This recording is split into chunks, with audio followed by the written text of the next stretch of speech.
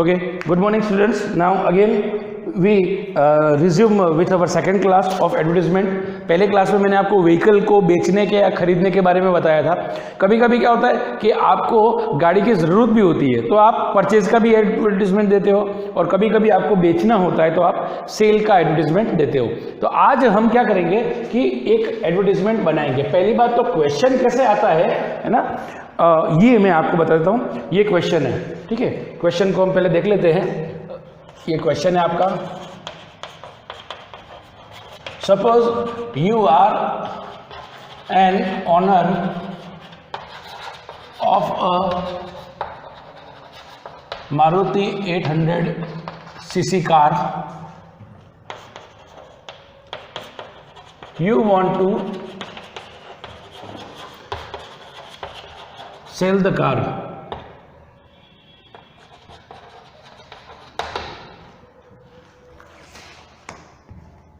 Okay, अब इसको हम आपको बोले write and advertisement for a local news paper. अब ये आपको दे दिया. अब आपको बोलेंगे you are Ravi Verma living in Delhi. ठीक है ना, ये आपका क्वेश्चन हो गया. वापस क्वेश्चन को हम एक बार रिपीट करते हैं. Suppose you are an owner of a Maruti 800 CC car. ठीक है, आप उस गाड़ी के मालिक हो. You want to sell the car, car बेचनी है. Write an advertisement for a local newspaper. You are Ravi Verma living in Delhi. आ गया आपको समझ में? यहाँ पे कार बेचनी है, ओनर ऑफ कार के आपको एक एडवर्टीजमेंट बनाना है, कार बेचनी है लोकल न्यूज़पेपर के लिए और आप रवि वर्मा हो, दिल्ली में रहने वाले. सो this was our question. Question note कर लिया. अब हम आगे बढ़ते हैं. एक बार क्वेश्चन वापस देख लेते हैं. Suppose you are an owner of a Maruti 800 car. ये आपका पता था गाड़ी आपकी है.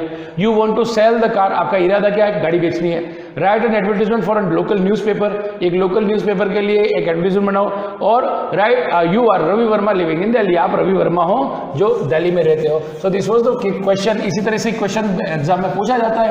अब हम ये देखते हैं. देखिए, एडवर्टीजमेंट के अंदर आपकी 10-12 क्लासेस लगेगी क्योंकि कम से कम 8-9 तरह के एडवर्टीजमेंट अभी हैं हमारे कोर्स में. तो बहुत धीरे धीरे चलेंगे. अभी मैं एक बना रहा हूं, फिर आप इसका बाइक का बनाना या साइकिल का बनाना आपके तरीके से. ठीक है, तो सबसे पहले ऑलवेज डिटरमिन. जैसे ये मेरी कॉपी है, कॉपी का सेंटर ये है, तो मैं सबसे पहले ऊपर हेडिंग डालूंगा for sale. Now this is called heading. क्या कहलाता है आपका? हेडिंग. हेडिंग करने के बाद ऑलवेज अंडरलाइन इट. लास्ट एक चीज और बताता हूँ, बॉक्स पहले कभी नहीं बनाना है. Box will be made in the last. अब इसका सिमेट्री देख लीजिए. सपोज आपने यहाँ से यहाँ तक किया तो यहाँ से यहाँ तक ये इतना ही चलेगा, है ना. ये एक सिमेट्री कहलाता है कि दोनों तरफ थोड़ा सुंदर लिखे. अब आपको क्या बेचना है?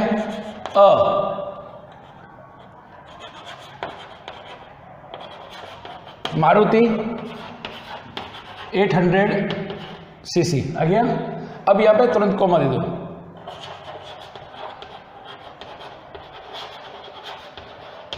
Colour white. अब देखिए, मैं इसको एक तरीका बताता हूं. अब ये एडवर्टीजमेंट बड़ा लग रहा है, ठीक है. अगर एक्चुअल एक अखबार में देता तो मैं इसको ऐसा लिखता, अ वाइट मारुति 800 सीसी. तो कलर वर्ड जो है वो खत्म हो जाता आपका.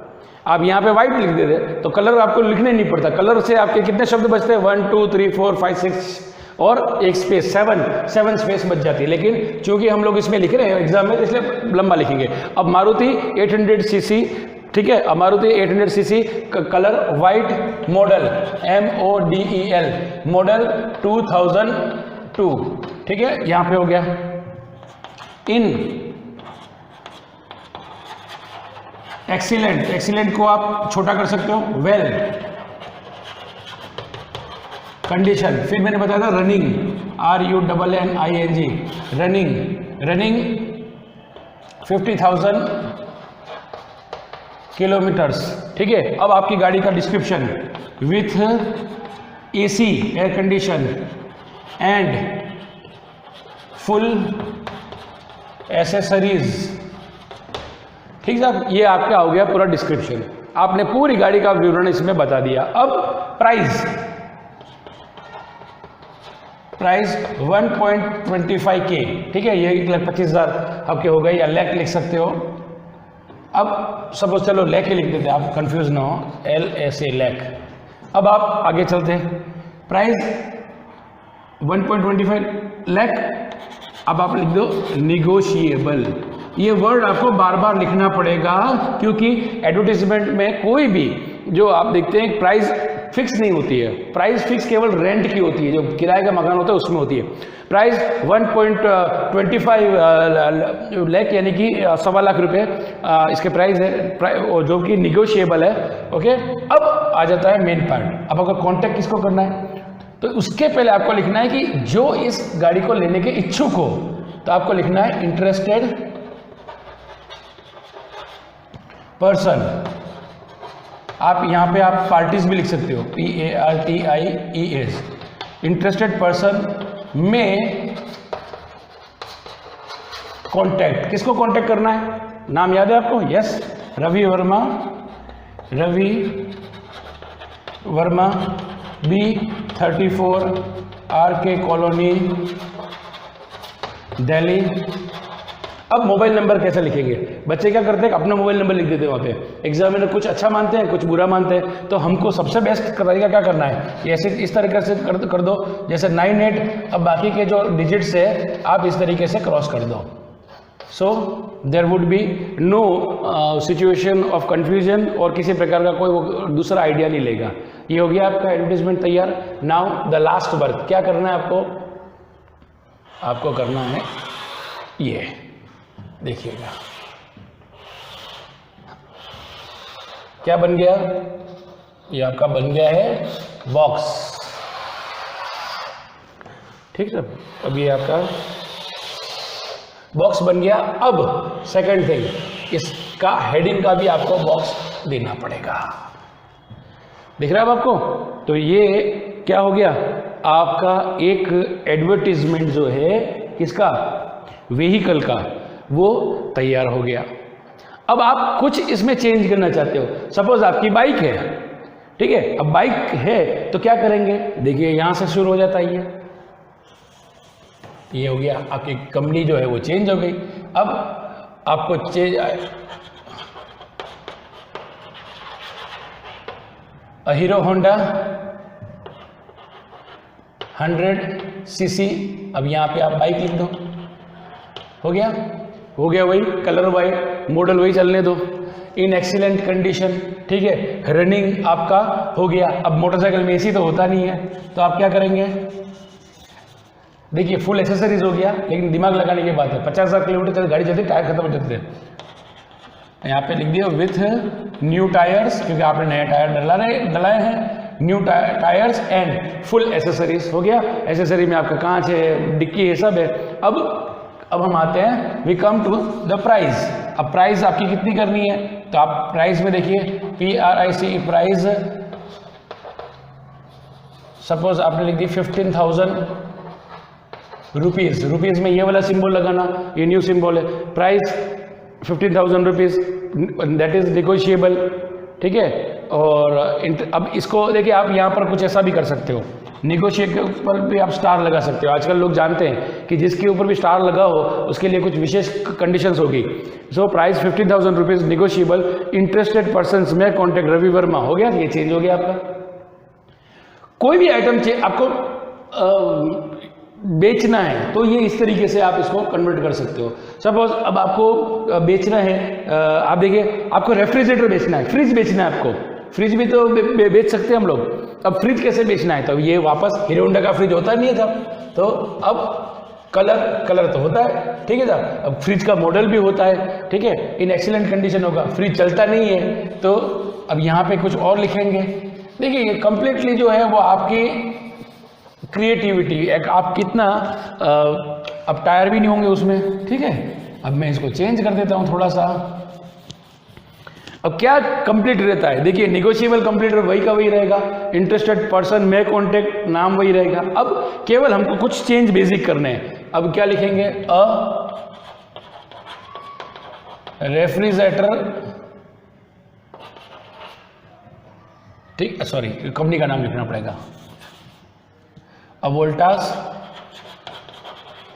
रेफ्रिजरेटर लिखो, फ्रिज लिखो, छोटा कर देते हैं, वोल्टास फ्रिज, ठीक है, वह कलर वाइट, मॉडल 2002 इन excellent condition.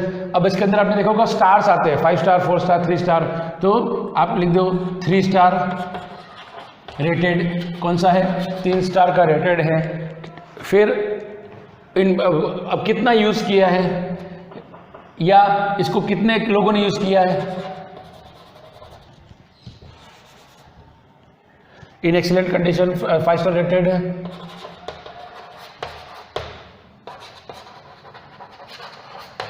Single family used, एक ही परिवार ने इसको यूज़ किया है। फिर इसके बाद में फ्रिज में जैसे डबल डोर होता है तो आप लिख दीजिए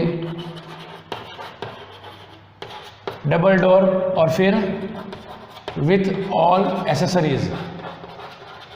फ्रिज में भी एसेसरीज आती है। अब प्राइस आप लिख दीजिए 6,000 रुपये आपको देना है, ठीक है, और हो गया, अभी आपका फ्रिज बिक रहा है। करना कुछ नहीं है, फॉर्मेट वही का वही है, बस वहीं से आपको आगे चलना है, ठीक है। तो ये जो है इसको आप अभ्यास करना, और भी आप नेट पर भी आप देख सकते हो, बहुत सारे इस तरीके के जो एडवर्टीजमेंट है वो बने हुए हैं, ठीक है। और नेक्स्ट क्लास के अंदर हम we will go with to let, जो किराए के घर के लिए हम जाते हैं उसके लिए चलेंगे, ओके। इसको हम थोड़ा सा वीडियो को आप वापस देख पाए इसके लिए मैं हट जाता हूँ, और एक 5-10 सेकेंड के बाद में इसको हम पोज करेंगे। And till then good bye.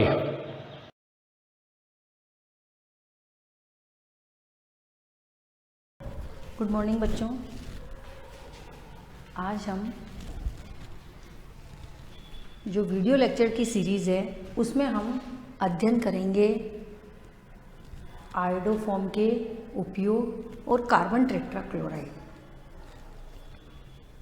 Preparation method, भौतिक गुण, रासायनिक गुण और उनके उपयोग। आपने क्लोरोफॉर्म और आयोडोफॉर्म हमने पिछले लेक्चर में डिस्कस किया।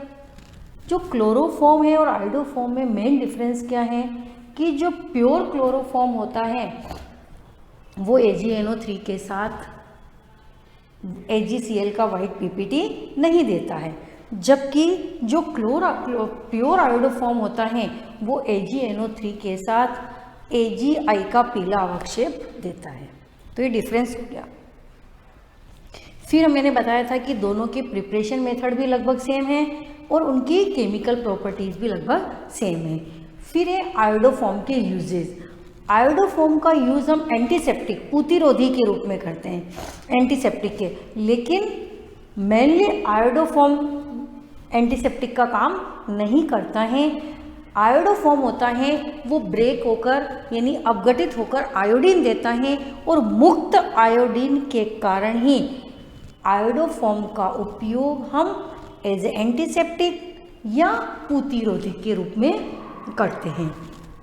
तो ये हमारा था टॉपिक ट्राई हेलोजन डेरिवेटिव्स तक। तो ट्राई हेलोजन डेरिवेटिव्स में हमने डिस्कस किया क्लोरोफॉर्म एंड आयोडोफॉर्म। आज हम डिस्कस करेंगे tetra halogen derivatives. Tetra halogen मतलब एल्केन में से सारे हाइड्रोजन निकल जाए। ये मेथेन, ये देखिए आप, ये एक H और ये एक H, ठीक है ना। अगर हम इसमें से एक H निकालें तो क्या बनेगा? Mono hello. अगर हम 2 H निकालेंगे तो क्या बनेगा? Die hello. अगर इसकी जगह हेलोजन हम पुट करते जाएंगे, मोनो, डाई, एक हेलोजन और निकाल दें तो ट्राई, और चौथा हेलोजन भी, हाइड्रोजन भी रिमूव करके उसकी जगह हम हेलोजन पुट कर देते हैं तो वो बनता है tetra halogen derivatives. Tetra halogen जो डेरिवेटिव्स होते हैं उनमें आपके कोर्स में है carbon tetrachloride. Carbon tetrachloride preparation method क्या है? हम इसको किस से बना सकते हैं? सबसे पहले एल्केन के क्लोरीनीकरण से, यानी कि एल्केन का कोई भी एल्केन ले लें तो हम मेथेन ही लेंगे क्योंकि हमको कार्बन टेट्राक्लोराइड बनाना है। तो मेथेन के क्लोरीनीकरण से अगर हम प्रकाश की प्रेजेंस में क्या करते हैं? क्लोरीनीकरण करते हैं, रिएक्शन करवाते हैं एल्केन का मेथेन का, तो रिएक्शन क्या होती है? इस प्रकार होती हैं, हम पहले भी पढ़ चुके हैं। फ्री रेडिकल रिएक्शन होती है मुक्त मूलक अभिक्रिया। सबसे पहले एक Cl2 रिएक्शन करता है, डायरेक्ट यहाँ पे मैंने 4Cl2 लिखा है और क्या बनता है CCl4। चारों H की जगह क्या आ जाते हैं, 4 Cl आ जाते हैं और 4 जो H रिमूव होते हैं उसकी जगह क्या आ जाते हैं, 4 HCl। लेकिन वास्तव में रिएक्शन ऐसे होती है, पहले मेथेन का क्लोरीकरण करते हैं तो क्या बनता है, क्लोरोमेथेन और एक HCl। फिर इसका और करें क्लोरीनीकरण तो क्या बनता है, डाइक्लोरोमेथेन। इसका और क्लोरीनीकरण करें तो क्या बनता है, ट्राइक्लोरोमेथेन। उसका और क्लोरीनीकरण करें तो क्या बनता है, टेट्राक्लोरोमेथेन। यानी कि मेथेन में से 4 H रिमूव करने पर उसकी जगह हमने क्या लगा दिए, क्लोरीन लगा दिए तो क्या बना, टेट्राक्लोरोमेथेन। तो वास्तव में रिएक्शन इस प्रकार होती है, लेकिन हम अगर एक ही स्टेप में लेने चाहें तो एल्केन मेथेन का हमने क्या कर दिया, क्लोरीनीकरण कर दिया। प्रकाश की प्रेजेंस में फ्री रेडिकल्स की मुक्त मूलक फ्री रेडिकल रिएक्शन होती है और क्या बनता है, कार्बन टेट्राक्लोराइड और 4 HCl। यहाँ देखिए आप, एक HCl, यहाँ पे भी एक HCl बनेगा, 2 HCl और ये 3 HCl और ये 4 HCl। एक Cl2, 2 Cl2, 3 Cl2 और ये 4, यानी कि 4 Cl2 की प्रेजेंस में मेथेन क्या देता है, कार्बन टेट्राक्लोराइड। अगर हम उसका क्लोरीनेशन करते हैं, क्लोरीनीकरण करते हैं। तो फर्स्ट मेथड। जो सेकेंड मेथड है हमारा, कार्बन डाइसल्फाइड से भी हम कार्बन टेट्राक्लोराइड फॉर्म कर सकते हैं। अगर हम कार्बन डाइसल्फाइड, ये कार्बन डाइसल्फाइड है, ये इसका स्ट्रक्चर है। कार्बन डाइसल्फाइड का हम क्लोरीनीकरण करते हैं AlCl3 की प्रेजेंट में। कोई भी हम ये जो उत्प्रेरक लेते हैं, AlCl3 ले सकते हैं, आयोडीन ले सकते हैं या SbCl5, कोई भी ले सकते हैं। इनमें से कोई भी एक यूज़ करने पर हमको क्या मिलता है, कार्बन टेट्राक्लोराइड। और क्या बनता है, H2Cl2 sulphur monochloride, sulphur monochloride. अगर हम ये जो सल्फर मोनोक्लोराइड से भी हम कार्बन डाइसल्फाइड की रिएक्शन करके हम क्या बना सकते हैं, कार्बन टेट्राक्लोराइड फॉर्म कर सकते हैं। ये देखिए, कार्बन डाइसल्फाइड और क्या लिया हमने, सल्फर मोनोक्लोराइड। इसकी भी कोई भी एक उत्प्रेरक ले लो, उसकी प्रेजेंस में रिएक्शन कराते हैं तो क्या फॉर्म होता है, कार्बन टेट्राक्लोराइड और सल्फर फॉर्म होती है। यानी रिएक्शन क्या है, कार्बन डाइसल्फाइड से भी हम कार्बन टेट्राक्लोराइड फॉर्म कर सकते हैं और अगर हम सल्फर मोनोक्लोराइड लें तो भी हम क्या बना सकते हैं, कार्बन टेट्राक्लोराइड बना सकते हैं। ये है आपकी प्रिपरेशन मेथड। अब है तो 2 से बन गया प्रिपरेशन मेथड। एक है एल्केन का क्लोरीनीकरण और दूसरा है कार्बन डाइसल्फाइड से भी हम क्या बना सकते हैं, कार्बन डाइसल्फाइड का क्लोरीनीकरण। एल्केन का क्लोरीनीकरण करके और कार्बन डाइसल्फाइड का क्लोरीनीकरण करके हम कार्बन टेट्राक्लोराइड बना सकते हैं, यानी कार्बन टेट्राक्लोराइड को प्रिपेयर कर सकते हैं। अब है फिजिकल प्रॉपर्टी या भौतिक गुण। कार्बन टेट्राक्लोराइड के भौतिक गुण क्या, इसकी बनाने की 2 ही विधियां हैं, तो बहुत इजी है, एल्केन का क्लोरीनीकरण और कार्बन डाइसल्फाइड का क्लोरीनीकरण, आपको याद रह जाएगा इजी से। अब है फिजिकल प्रॉपर्टी। जो कार्बन टेट्राक्लोराइड होता है उसकी स्मेल जो होती है सबकी, इनके जैसे अपन ने ट्राई जो हेलोजन डेरिवेटिव्स पढ़े हैं, क्लोरोफॉर्म, आयोडोफॉर्म, इनकी स्मेल भी क्या होती है, मीठी। तो इसकी स्मेल भी क्या होती है, कार्बन टेट्राक्लोराइड की जो स्मेल होती है वो भी क्या होती है, मीठी होती है। ये कार्बन टेट्राक्लोराइड का स्ट्रक्चर। ये वाटर में क्या होता है, इनसोल्यूबल होता है और ऑर्गेनिक यानी पानी में अघुलनशील है, लेकिन ऑर्गेनिक विलायक यानी ऑर्गेनिक जो भी सॉल्वेंट हैं, कार्बनिक विलायक उनमें क्या है, सॉल्यूबल है, विलयशील है। ठीक है,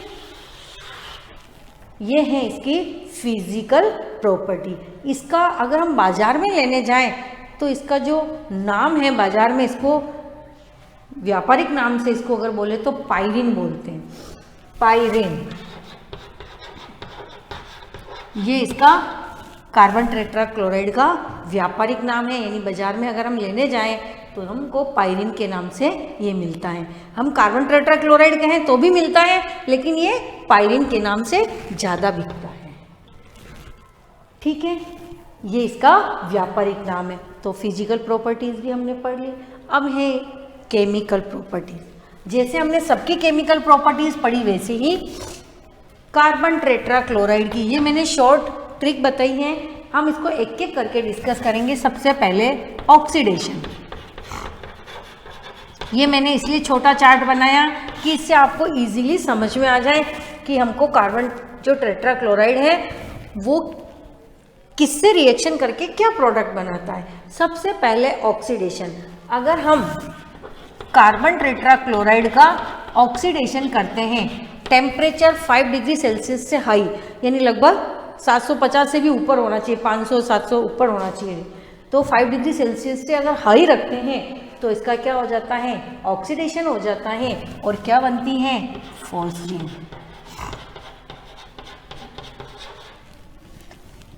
क्लोरोफॉर्म भी ऑक्सीडेशन करने पर क्या देती है, फॉस्जीन और HCl, और कार्बन टेट्राक्लोराइड भी क्या देता है, फॉस्जीन और HCl। सेम रिएक्शन, तो फर्स्ट रिएक्शन होगी सेम। दूसरी है रिडक्शन।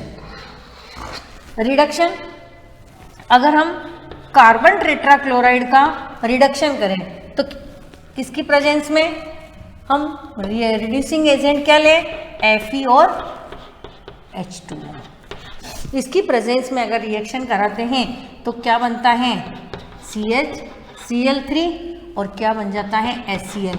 ये 2H की प्रेजेंस में रिएक्शन होती है। तो दूसरा है रिडक्शन या अपचयन। रिडक्शन या अपचयन, ऑक्सीडेशन या ऑक्सीकरण। कार्बन टेट्राक्लोराइड का ऑक्सीकरण करते हैं किसकी प्रेजेंस में, 5 डिग्री सेल्सियस से अबव, तो क्या बन जाता है, विषैली गैस फॉस्जीन बनती है, COCl2 कार्बोनिल क्लोराइड, और 2HCl बनता है। सेम उसका भी हमने क्लोरोफॉर्म का भी ऑक्सीडेशन करते हैं, लेकिन वो तो रूम टेम्परेचर पर ही हो जाता है। अगर हम उसको खुला छोड़ दें तो भी हो जाता है, लेकिन इसमें टेम्परेचर हमको हाई करना पड़ता है। रिडक्शन, कार्बन टेट्राक्लोराइड है, उसका अगर हम रिडक्शन करते हैं तो हमको क्लोरोफॉर्म बनती है। यानी क्लोरोफॉर्म से हम ये बना सकते हैं और इससे हम ये बना सकते हैं। क्लोरोफॉर्म का क्या कर दो, क्लोरीनीकरण।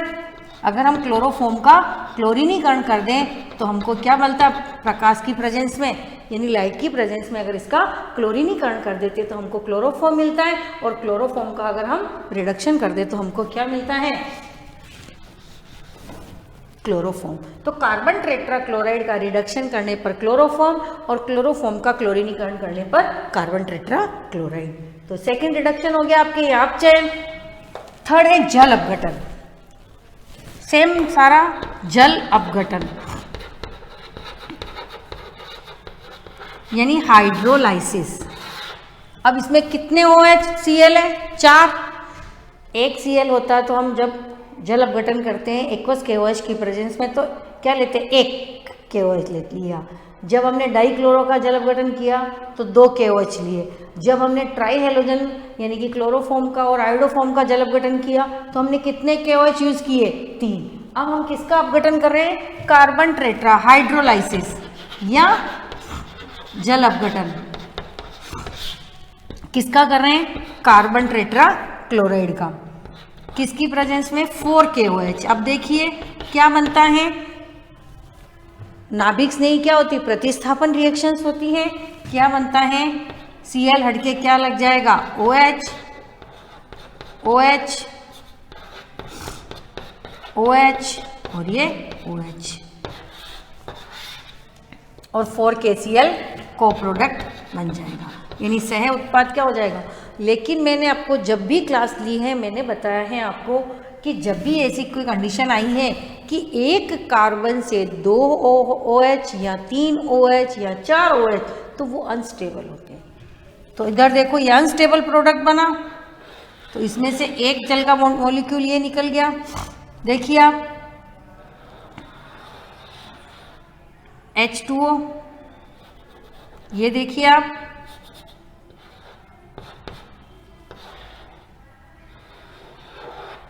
H2 और बचा क्या CO2, यानी कि ये अनस्टेबल अस्थाई प्रोडक्ट बनता है और सह उत्पाद क्या बन जाते हैं 2H2O प्लस CO2।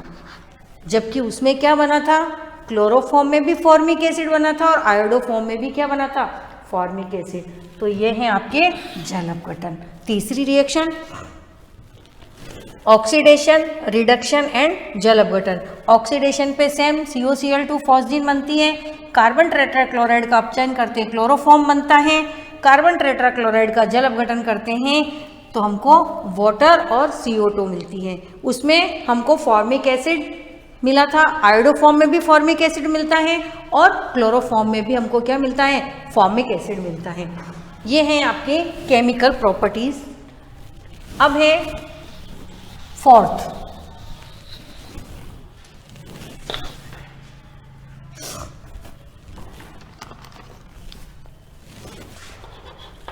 फर्स्ट हो गई ऑक्सीडेशन, सेकंड हो गई रिडक्शन, थर्ड हो गई हाइड्रोलाइसिस। राइमर टीमन रिएक्शन, राइमर हमने उसमें भी पढ़ी, राइमर टीमान वो थी फॉर्मेलाइजेशन यानी फॉर्मेलीकरण, ये है कार्बोक्सिलेशन यानी कार्बोक्सिलीकरण। ये इंपॉर्टेंट रिएक्शन है। इसकी अब एग्जाम में हम फिनॉल, उसमें हमने फिनॉल की रिएक्शन किससे कराई थी, क्लोरोफॉर्म से। यहाँ हम कार्बन टेट्राक्लोराइड की रिएक्शन किससे कराते हैं, फिनॉल से कराते हैं। वहाँ हमने 3 KOH लिए थे, यहाँ हम क्या लेंगे 4 KOH की प्रेजेंस में रिएक्शन होती है और क्या बनता है सैलिसिलिक एसिड यानी कि फिनॉल का कार्बोक्सिलेशन हो जाता है, फिनॉल पर कार्बोक्सिलिक एसिड ग्रुप आकर जुड़ जाता है।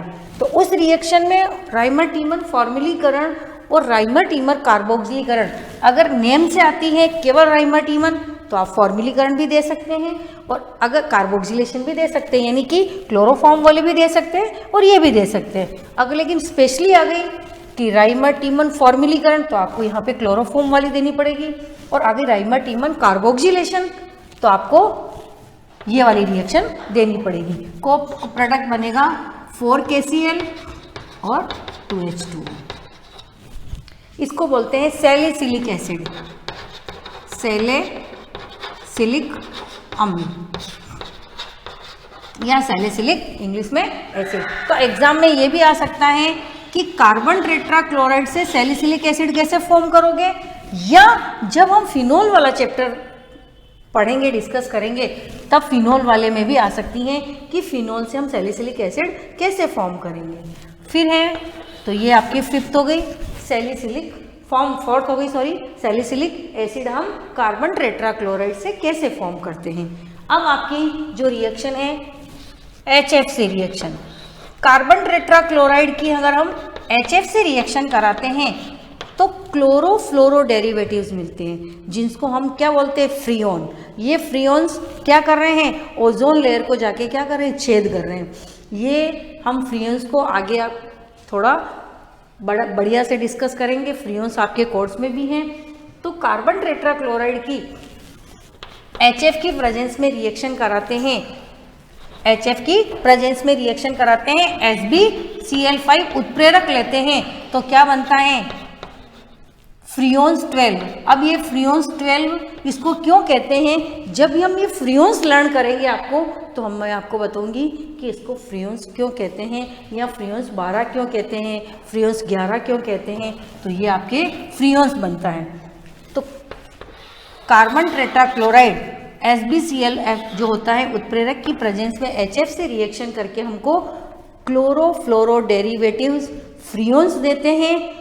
जो ये फ्रियोन्स किससे निकलते हैं, AC से, फ्रीज से, और हमारी जो ओजोन लेयर है उसको क्या कर रहे हैं, छेद कर रहे हैं। फिर है लास्ट आपकी जो केमिकल रिएक्शन है वो है कार्बन टेट्राक्लोराइड की, ये क्या है एथीन। हाँ अगर हम इसको बोले हैं तो क्या होगा, डबल बॉन्ड है लेकिन इसमें एक क्या लगा होता है Cl।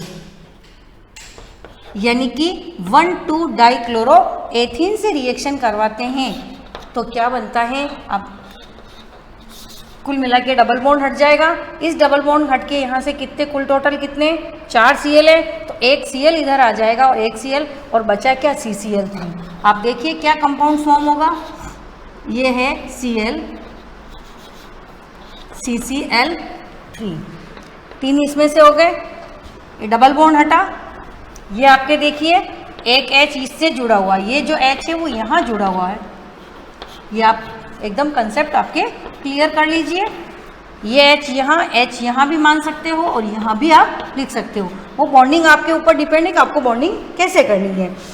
तो 1,2 डाइक्लोरोएथीन की रिएक्शन अगर हम कार्बन टेट्राक्लोराइड से कराते हैं तो हमको क्या मिलते हैं, जो पोली हेलो डेरिवेटिव्स मिलते हैं। पोली मतलब जिसमें हेलोजन क्या है 2, 3, 4 तो होते हैं, तो 2 होते तो डाई, 3 होते तो ट्राई, 4 होते तो हमने क्या बोल दिया ट्रेट्रा। लेकिन ट्रेट्रा से भी क्या मिलते हैं हमको, ज़्यादा हेलोजन वाले यानी ज़्यादा क्लोरीन वाले यौगिक मिलते हैं, जिसको हम क्या बोलते हैं, पोली हेलोजन डेरिवेटिव।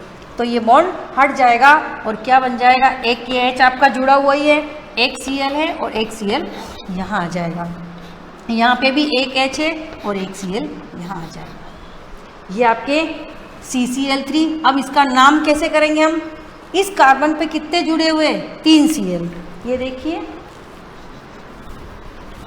एक Cl यहाँ, एक Cl यहाँ और एक Cl यहाँ। अगर इसका हम IUPAC नाम देखते हैं तो नंबरिंग उधर से करते हैं जिधर से हेलोजन क्या होते हैं, प्रतिस्थापी यानी सब्स्टिट्यूएंट्स पास में पड़ते हैं। यहाँ देखिए यहाँ पे 2 हेलोजन है और यहाँ पे 3 हेलोजन, तो नंबर ऑफ हेलोजन किधर ज़्यादा, इधर ज़्यादा है, तो हम क्या करेंगे, इधर से नंबरिंग करेंगे 1, 2, 3, तो नंबरिंग क्या हो जाएगी 1 पे 3, फिर 2 पे देखो 1 और फिर 3 पे क्या है 2, 2, तो नाम क्या हो गया 1, 1, 1, 2, 3, 3, कितने हो गए 3 और 3 6, हेक्सा क्लोरो कार्बन कितने 3, तो नाम हो गया प्रोपेन। यानी कि ये हमारी जो कार्बन टेट्राक्लोराइड डाइक्लोरो एल्कीन के साथ रिएक्शन करके क्या बनाते हैं, poly halogen derivative. Thank you बच्चों।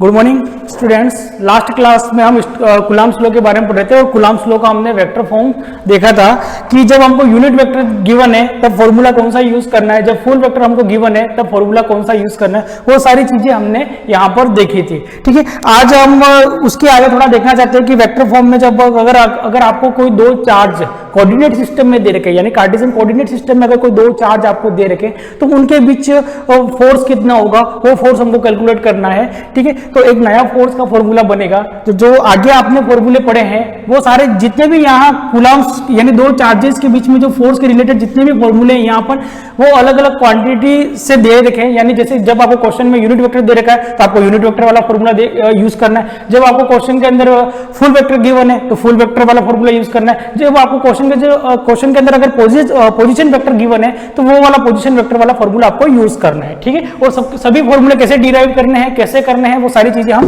देख चुके हैं। ठीक है, तो जब 2 चार्जेस आपको कहां पर गिवन है, कार्टेशियन कोऑर्डिनेट सिस्टम में जब आपको गिवन है, ये है ओरिजिन है, यानी एक चार्ज है यहां पर और उस चार्ज का नाम है Q1 और एक दूसरा चार्ज है ये Q2 और ये दोनों चार्ज कहां पर है, कोऑर्डिनेट सिस्टम में। कहां पर है, कोऑर्डिनेट सिस्टम में। तो आपने 11th क्लास में ट्राइंगल लॉ पढ़ा होगा, वेक्टर के अंदर पैरेललोग्राम लॉ पढ़ा होगा, तो उन्हीं लॉ को यहाँ पर अप्लाई करके हम उनका पोजीशन वेक्टर फाइंड आउट करेंगे और फोर्स की वैल्यू हम फाइंड आउट करेंगे। ठीक है, तो ये जो Q1 है उसका पोजीशन वेक्टर कितना है, R1 है, और ये जो Q2 है उसका जो पोजीशन वेक्टर है वो कितना है, R2।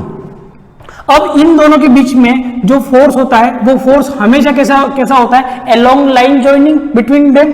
ठीक है, तो जो फोर्स की जो डायरेक्शन होती है वो हमेशा क्या होती है, लाइन जॉइनिंग होती है। इन दोनों के बीच में जो क्या होती है, लाइन जॉइनिंग, यानी ये क्या होगी, फोर्स की डायरेक्शन। यानी ये जो Q2 है इसके ऊपर जो फोर्स लगा रहा है उसकी डायरेक्शन कौन सी है, ये वाली। अगर ये दोनों सेम चार्ज है, लाइट चार्जेस है, तो ये क्या करेगा, इसको रिपेल करेगा, और रिपेल करेगा तो उसकी डायरेक्शन कौन सी होगी, ये वाली डायरेक्शन होगी।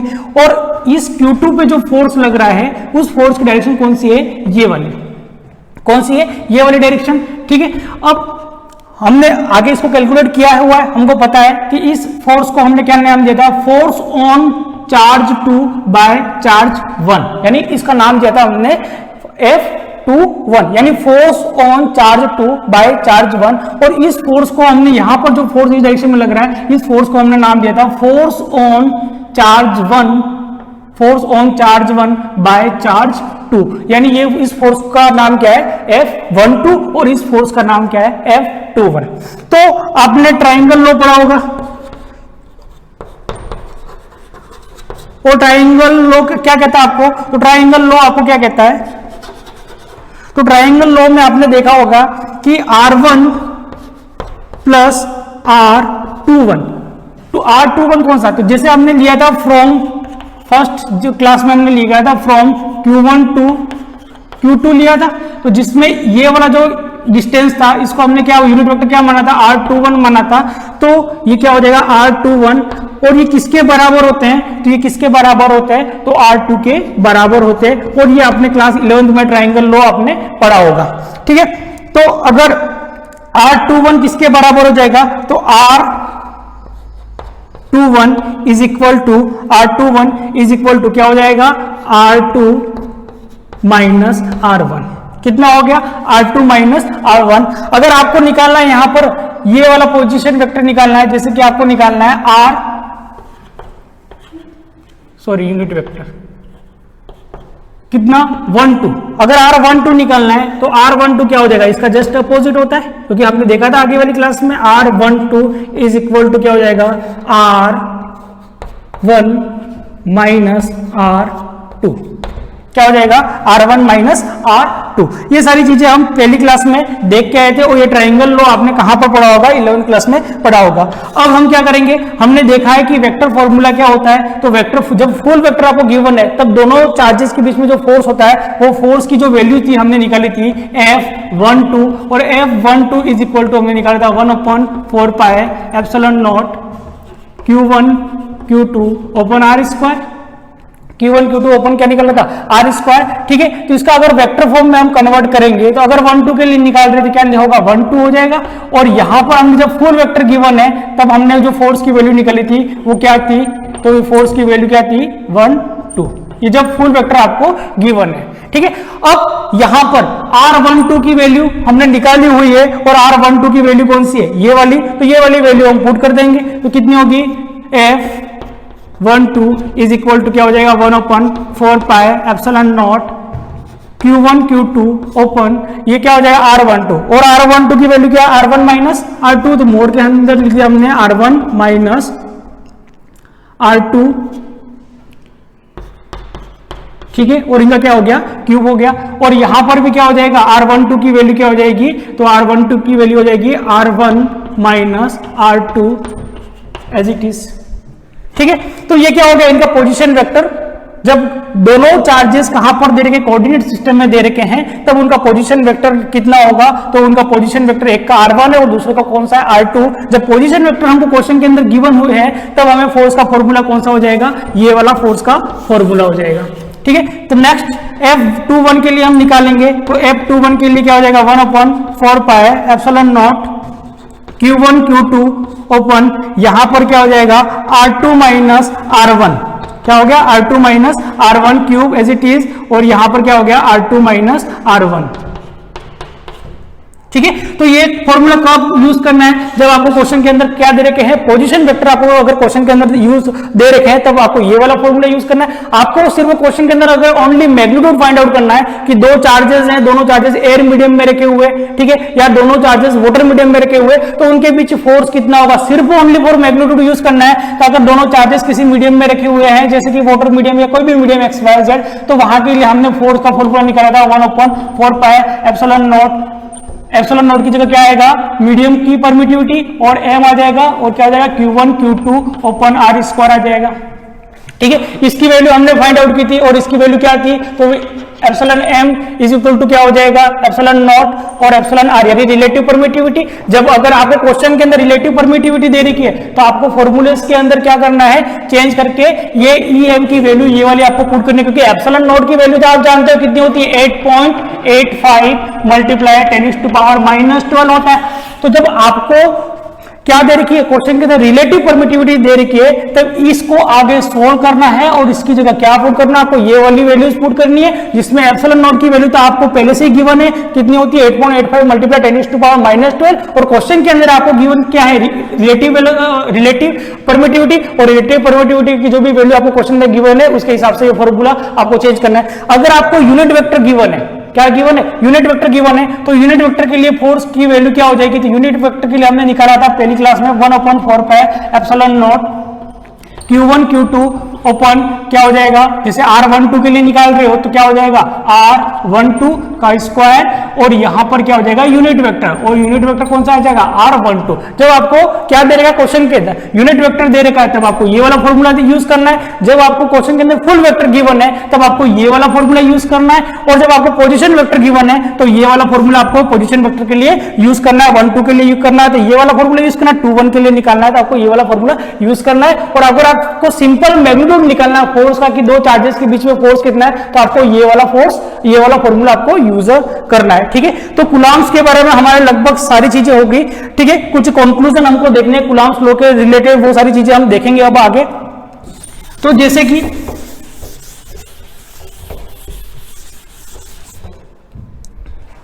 दो चार्ज है, ये एक चार्ज है Q1 और एक ये चार्ज है Q2। ठीक है, इन दोनों के बीच में फोर्स कितना होता है हम फाइंड आउट कर सकते हैं, और हमको पता है फोर्स कितना होता है, तो हमने देखा फोर्स कितना है इन दोनों के बीच में, और उस फोर्स को हमने मान लिया 100 newton. 1 newton is equal to 100 gram. कितना होता है 1 न्यूटन किसके बराबर होता है, 100 ग्राम के बराबर होता है। तो फोर्स इन दोनों के बीच में कितना होता है, हमने माना 100 न्यूटन फोर्स है। ठीक है, अब कोई दूसरा चार्ज आके सपोज यहां पर बैठ गया और उस चार्ज की वैल्यू है Q3, कितनी है Q3, तो Q3 भी इसके ऊपर फोर्स लगा रहा है, Q1 इसके ऊपर फोर्स लगा रहा है, Q3 इसके ऊपर फोर्स लगा रहा है, Q1 इसके ऊपर फोर्स लगा रहा है और Q2 इसके ऊपर फोर्स लगा रहा है, और इन दोनों के बीच में भी तो एक फोर्स है, Q3 इसके ऊपर फोर्स लगा रहा है और Q2 इसके ऊपर फोर्स लगा रहा है।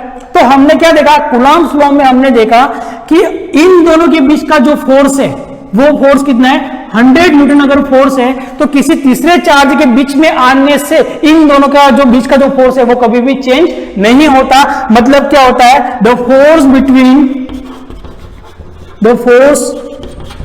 बिटवीन टू चार्जेस इज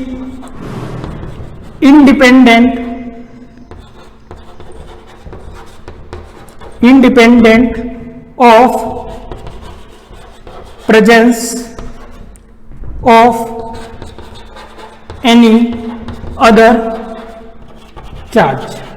यानी अगर इन दोनों के बीच में कुछ फोर्स है, जैसे माना हमने 100 न्यूटन, तो इन दोनों के बीच में अगर कोई तीसरा चार्ज भी आ गया तो इन दोनों के बीच का जो फोर्स रहेगा वो इंडिपेंडेंट रहेगा, यानी इसके ऊपर डिपेंड नहीं करता, यानी वो फोर्स कभी भी चेंज नहीं होगा किसी तीसरे चार्ज के आने से। सपोज अगर तीसरा चार्ज यहां बीच में आ गया, इन दोनों के बीच में आ गया Q3, अगर इन दोनों के बीच में आ गया, फिर भी इन दोनों के बीच में Q1 और Q2 के बीच में जो फोर्स है वो हमेशा क्या रहेगा, इंडिपेंडेंट रहेगा, यानी इस पे डिपेंड नहीं करेगा। यानी इसकी वैल्यू अगर पहले 100 न्यूटन थी तो बीच में किसी दूसरे चार्ज के आ जाने से भी इनके बीच की जो वैल्यू है वो कितनी रहेगी, 100 न्यूटन, यानी उस वैल्यू में किसी भी तरह का फर्क या यानी लेस या मोर अपन को नहीं मिलेगा, वो वैल्यू हमेशा एक जैसी रहेगी। अगर कोई चौथा चार्ज यहां पर आ गया Q4, फिर भी इन दोनों के बीच की जो वैल्यू है, इन दोनों के बीच में जो फोर्स है वो हमेशा क्या रहेगा, कांस्टेंट रहेगा, वो इन दोनों पे डिपेंड नहीं करेगा। यानी क्या होगा, the force between two charges is independent of presence of any other charge. ठीक है, तो ये चीज आपको ध्यान रखनी है कि कूलम्ब्स लॉ में हमने क्या देखा कि जब दो चार्जेस के बीच का जो फोर्स होता है वो तीसरे चार्ज के आ जाने से कभी भी चेंज नहीं होता। ठीक है, अब एक लास्ट जो टॉपिक है चार्ज के रिलेटेड वो है सुपरपोजिशन थ्योरम। क्या है, सुपरपोजिशन प्रिंसिपल। ठीक है, तो सुपरपोजिशन प्रिंसिपल क्या है, वो लास्ट टॉपिक है और जो कि आपको हरीश जी ने पढ़ा भी दिया होगा। ठीक है, तो मैं शॉर्ट में इसको समझा रहा हूं क्योंकि समय की कमी है अपने पास। सुपरपोजिशन प्रिंसिपल, ठीक है। तो सुपरपोजिशन प्रिंसिपल क्या कहता है आपको कि जैसे कोई एक चार्ज है और इस चार्ज को नाम दे दिया हमने क्यू नॉट चार्ज नाम दे दिया, ठीक है। इस चार्ज के ऊपर यहां पर कोई दूसरा चार्ज है जिसको हमने नाम दे दिया Q1, ठीक है। तो इस चार्ज के ऊपर Q1 जो फोर्स लगा रहा है वो फोर्स कितना है, तो हम जानते हैं वो फोर्स कितना है, तो वो फोर्स कितना है, तो हमने पढ़ा कि force on Q naught by Q1, और वो फोर्स कितना है, तो हम जानते हैं F नॉट या जीरो, हम कह सकते हैं इसको जीरो कह सकते हैं, 0 और 1, क्योंकि force on Q naught by Q1 कितना हो जाएगा F01। अगर यहां पर कोई दूसरा चार्ज प्रेजेंट है जिसका नाम है Q2, कितना क्या नाम है Q2, तो Q2 इस पे जो फोर्स लगा रहा है वो फोर्स कितना है 0.2, ठीक है। कोई तीसरा चार्ज है यहां पर Q3 जो इसके ऊपर फोर्स लगा रहा है वो फोर्स कितना है 0.3, ठीक है। कोई फोर्थ चार्ज है Q4 वो इसके ऊपर जो फोर्स लगा रहा है वो फोर्स कितना है 0.4, और कोई एक दूसरा चार्ज है जो कि फिफ्थ चार्ज है जैसे कि अपन ने मान लिया Q5 है, वो जो इसके ऊपर फोर्स लगा रहा है वो फोर्स कितना है 0.5। यानी इस चार्ज के ऊपर सुपरपोजिशन प्रिंसिपल से हम क्या पढ़ते हैं कि ये जो चार्ज है Q नॉट चार्ज या Q0 जिसको नाम दिया हमने, इसके ऊपर जो नेट फोर्स होगा, क्योंकि इसके ऊपर Q1 भी फोर्स लगा रहा है, Q2 भी फोर्स लगा रहा है, Q3 4 और 5 सारे जो चार्जेस है वो इसके ऊपर फोर्स लगा रहे हैं, तो इसके ऊपर जो नेट फोर्स होगा, जो टोटल फोर्स होगा इसके ऊपर कि force on Q naught is equal to क्या हो जाएगा, इन सभी चार्जेस का क्या हो जाएगा वेक्टर सम, इन सभी चार्जेस का क्या हो जाएगा वेक्टर सम। और वेक्टर सम का मतलब क्या होता है मैं इसको आपको बता रहा हूं, जैसे F01 plus F02 plus F03, तो इन सब का क्या हो जाएगा वेक्टर सम, और वही वेक्टर सम क्या होगा, वो वेक्टर सम किसके बराबर होगा, इसके ऊपर तो जो टोटल फोर्स है उसके बराबर होगा। वही क्या, यही क्या है सुपरपोजिशन प्रिंसिपल। जैसे कि ये कोई एक चार्ज है, हमने माना कि वेक्टर सम क्या होता है, तो वेक्टर में हम जानते हैं कि वेक्टर में हमेशा मैग्नीट्यूड के साथ क्या होता है एज वेल डायरेक्शन भी होती है, ठीक है। तो जैसे कि ये कोई चार्ज है, इस चार्ज के ऊपर यहां से कोई फोर्स लगा रहा है इस डायरेक्शन में, यानी इसको रिपल कर रहा है, ये कोई चार्ज है Q1 और ये कोई चार्ज है Q2, ये Q1 इसको रिपल कर रहा है 100 न्यूटन से, कितने न्यूटन से रिपल कर रहा है 100 न्यूटन से रिपल कर रहा है, और यहां पर एक कोई दूसरा चार्ज है Q3 चार्ज, Q2 नाम दे दिया जिसको हमने, जो कि इस वाले चार्ज को Q नॉट चार्ज को कितने न्यूटन से, यानी इस डायरेक्शन में कितने न्यूटन से रिपल कर रहा है 90 न्यूटन से क्या कर रहा है रिपल कर रहा है। तो इसके ऊपर जो नेट फोर्स होगा वो क्या होगा, इन दोनों का वेक्टर सम होगा, और वेक्टर सम में हमेशा क्या ली जाती है डायरेक्शन ली जाती है, यानी एक को प्लस मान लो और दूसरे का क्या हो जाएगा माइनस हो जाएगा, यानी इस पर ये कितना फोर्स लगा रहा है तो 100 न्यूटन फोर्स लगा रहा है, और ये कितना लगा रहा है तो 90 न्यूटन फोर्स लगा रहा है, तो नेट फोर्स इसमें क्या हो जाएगा, तो इन दोनों का जो रिजल्टेंट आएगा और रिजल्टेंट में किसी एक को क्या मानना पड़ेगा अपोजिट मानना पड़ेगा, ठीक है। तो ये 100 न्यूटन से इधर खींच रहा है, जैसे कि एक रस्सी है और बीच में हमने कुछ बांध दिया, एक रस्सी से कोई इधर से खींच रहा है और कोई इधर से खींच रहा है, तो हमेशा ये ऑब्जेक्ट मूव किधर करेगा जिधर रिजल्टेंट होगा, यानी रिजल्टेंट फोर्स ज्यादा जिधर होगा उसी डायरेक्शन में ये ऑब्जेक्ट मूव करेगा। तो हम जानते हैं कि रिजल्टेंट किधर है, तो रिजल्टेंट ज्यादा कौन सा, ये 100 न्यूटन वाला, यानी ये चार्ज के किधर मूव करेगा रिपल होकर इधर जाएगा, क्योंकि इसका तो 90 न्यूटन है, इसके 90 न्यूटन को क्या कर दिया इसने कैंसिल कर दिया, ठीक है। और 10 न्यूटन के फोर्स है, ये बॉडी किधर जाएगी इधर, तो क्या किया हमने रिजल्टेंट कैसे निकाला, तो रिजल्टेंट इस पर जो फोर्स होगा वो कितना होगा 10 न्यूटन होगा, तो एक की डायरेक्शन क्या लेगी नेगेटिव लेंगे, तो ये क्या होता है वेक्टर सम जिसको हमने देखा।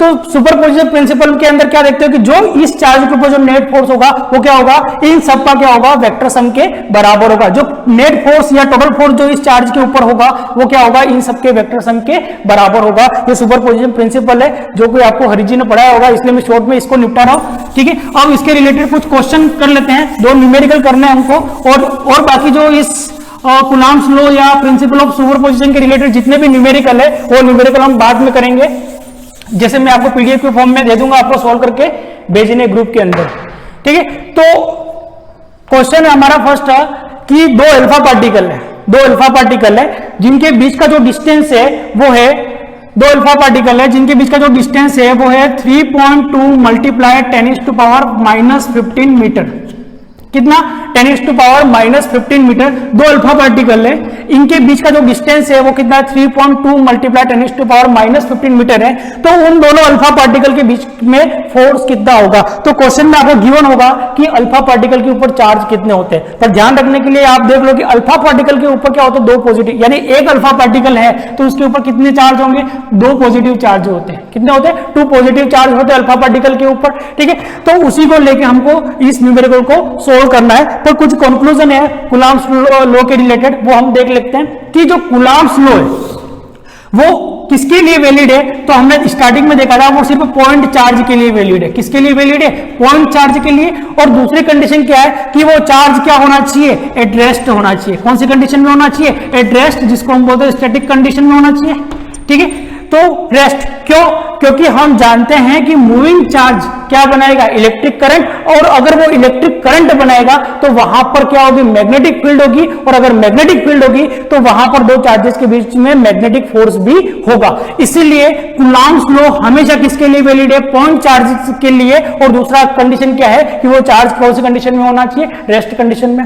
दूसरी कंडीशन कूलम्ब्स लॉ के लिए कि कूलम्ब्स लॉ क्या है कि अगर दो चार्जेस के बीच का डिस्टेंस, अगर दो चार्जेस का बीच का डिस्टेंस है वो 10⁻⁻15 या अगर इससे कम है, अगर दो चार्जेस के बीच का जो डिस्टेंस है r, जो डिस्टेंस हम लेते हैं ये q1 और q2, और इसके बीच में ये जो r डिस्टेंस है, इस r डिस्टेंस की वैल्यू अगर 10⁻⁻15 मीटर या उससे कम है तो वहां पर कूलम्ब्स लॉ एप्लीकेबल नहीं है, क्योंकि वहां पर न्यूक्लियर फोर्स स्टार्ट हो जाते हैं। ठीक है, तो 10⁻⁻15 मीटर जो की लेंथ या उससे कम की जो डिस्टेंस है तो उसके लिए कूलम्ब्स लॉ वैलिड नहीं है। ठीक है, तीसरा कि कूलम्ब्स लॉ है वो किसको फॉलो करता है, तो इनवर्स स्क्वायर लॉ को फॉलो करता है। किसको फॉलो करता है, इनवर्स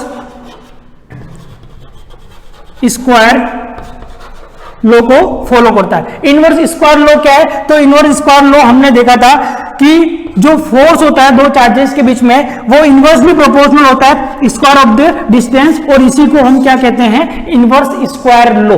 तो जो कूलम्ब्स लॉ है वो इनवर्स स्क्वायर लॉ को भी फॉलो करता है और प्रोडक्ट लॉ को भी फॉलो करता है। यानी प्रोडक्ट लॉ कौन सा, कि जो फोर्स होता है वो डायरेक्टली प्रोपोर्शनल होता है प्रोडक्ट ऑफ चार्जेस। ठीक है, तो प्रोडक्ट यानी प्रोडक्ट लॉ को भी फॉलो करता है और इनवर्स स्क्वायर लॉ को भी फॉलो करता है। तो सबसे पहले कंडीशन क्या होनी चाहिए, चार्ज कैसा होना चाहिए, पॉइंट चार्ज होना चाहिए। दूसरी क्या होना चाहिए, रेस्ट कंडीशन में होना चाहिए। तीसरा कि दोनों चार्जेस के बीच में अगर फोर्स कैलकुलेट करेगा डिस्टेंस इतना या इससे कम नहीं होना चाहिए। तीसरा कि वो इनवर्स स्क्वायर लॉ को फॉलो करता है। तो ये कूलम्ब्स लॉ के रिलेटेड हमने कुछ कंक्लूजन देखे। अब हम हमारे न्यूमेरिकल पे आते हैं, और न्यूमेरिकल क्या है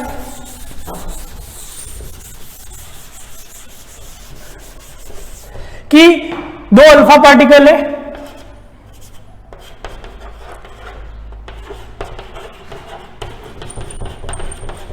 दो अल्फा पार्टिकल है, और इन दो अल्फा पार्टिकल के बीच का डिस्टेंस कितना, 3.2 × 10⁻⁻15 मीटर।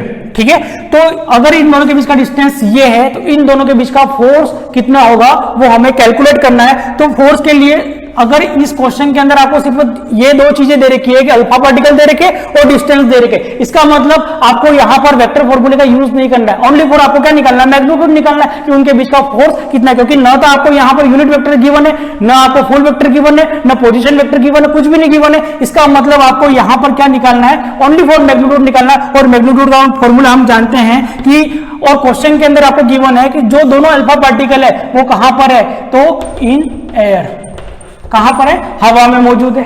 ठीक है, दो अल्फा पार्टिकल, उनके बीच का फोर्स हमें निकालना है। तो फोर्स का फॉर्मूला हम जानते हैं 1/4πε0 Q1 Q2/r²। ठीक है, अब इसकी वैल्यू तो हमने फाइंड आउट कर ली थी, इसलिए इसका मतलब इसको लिखने की जरूरत नहीं है। तो इसकी वैल्यू कितनी है, तो फोर्स कितना हो जाएगा, 9 × 10⁻⁹।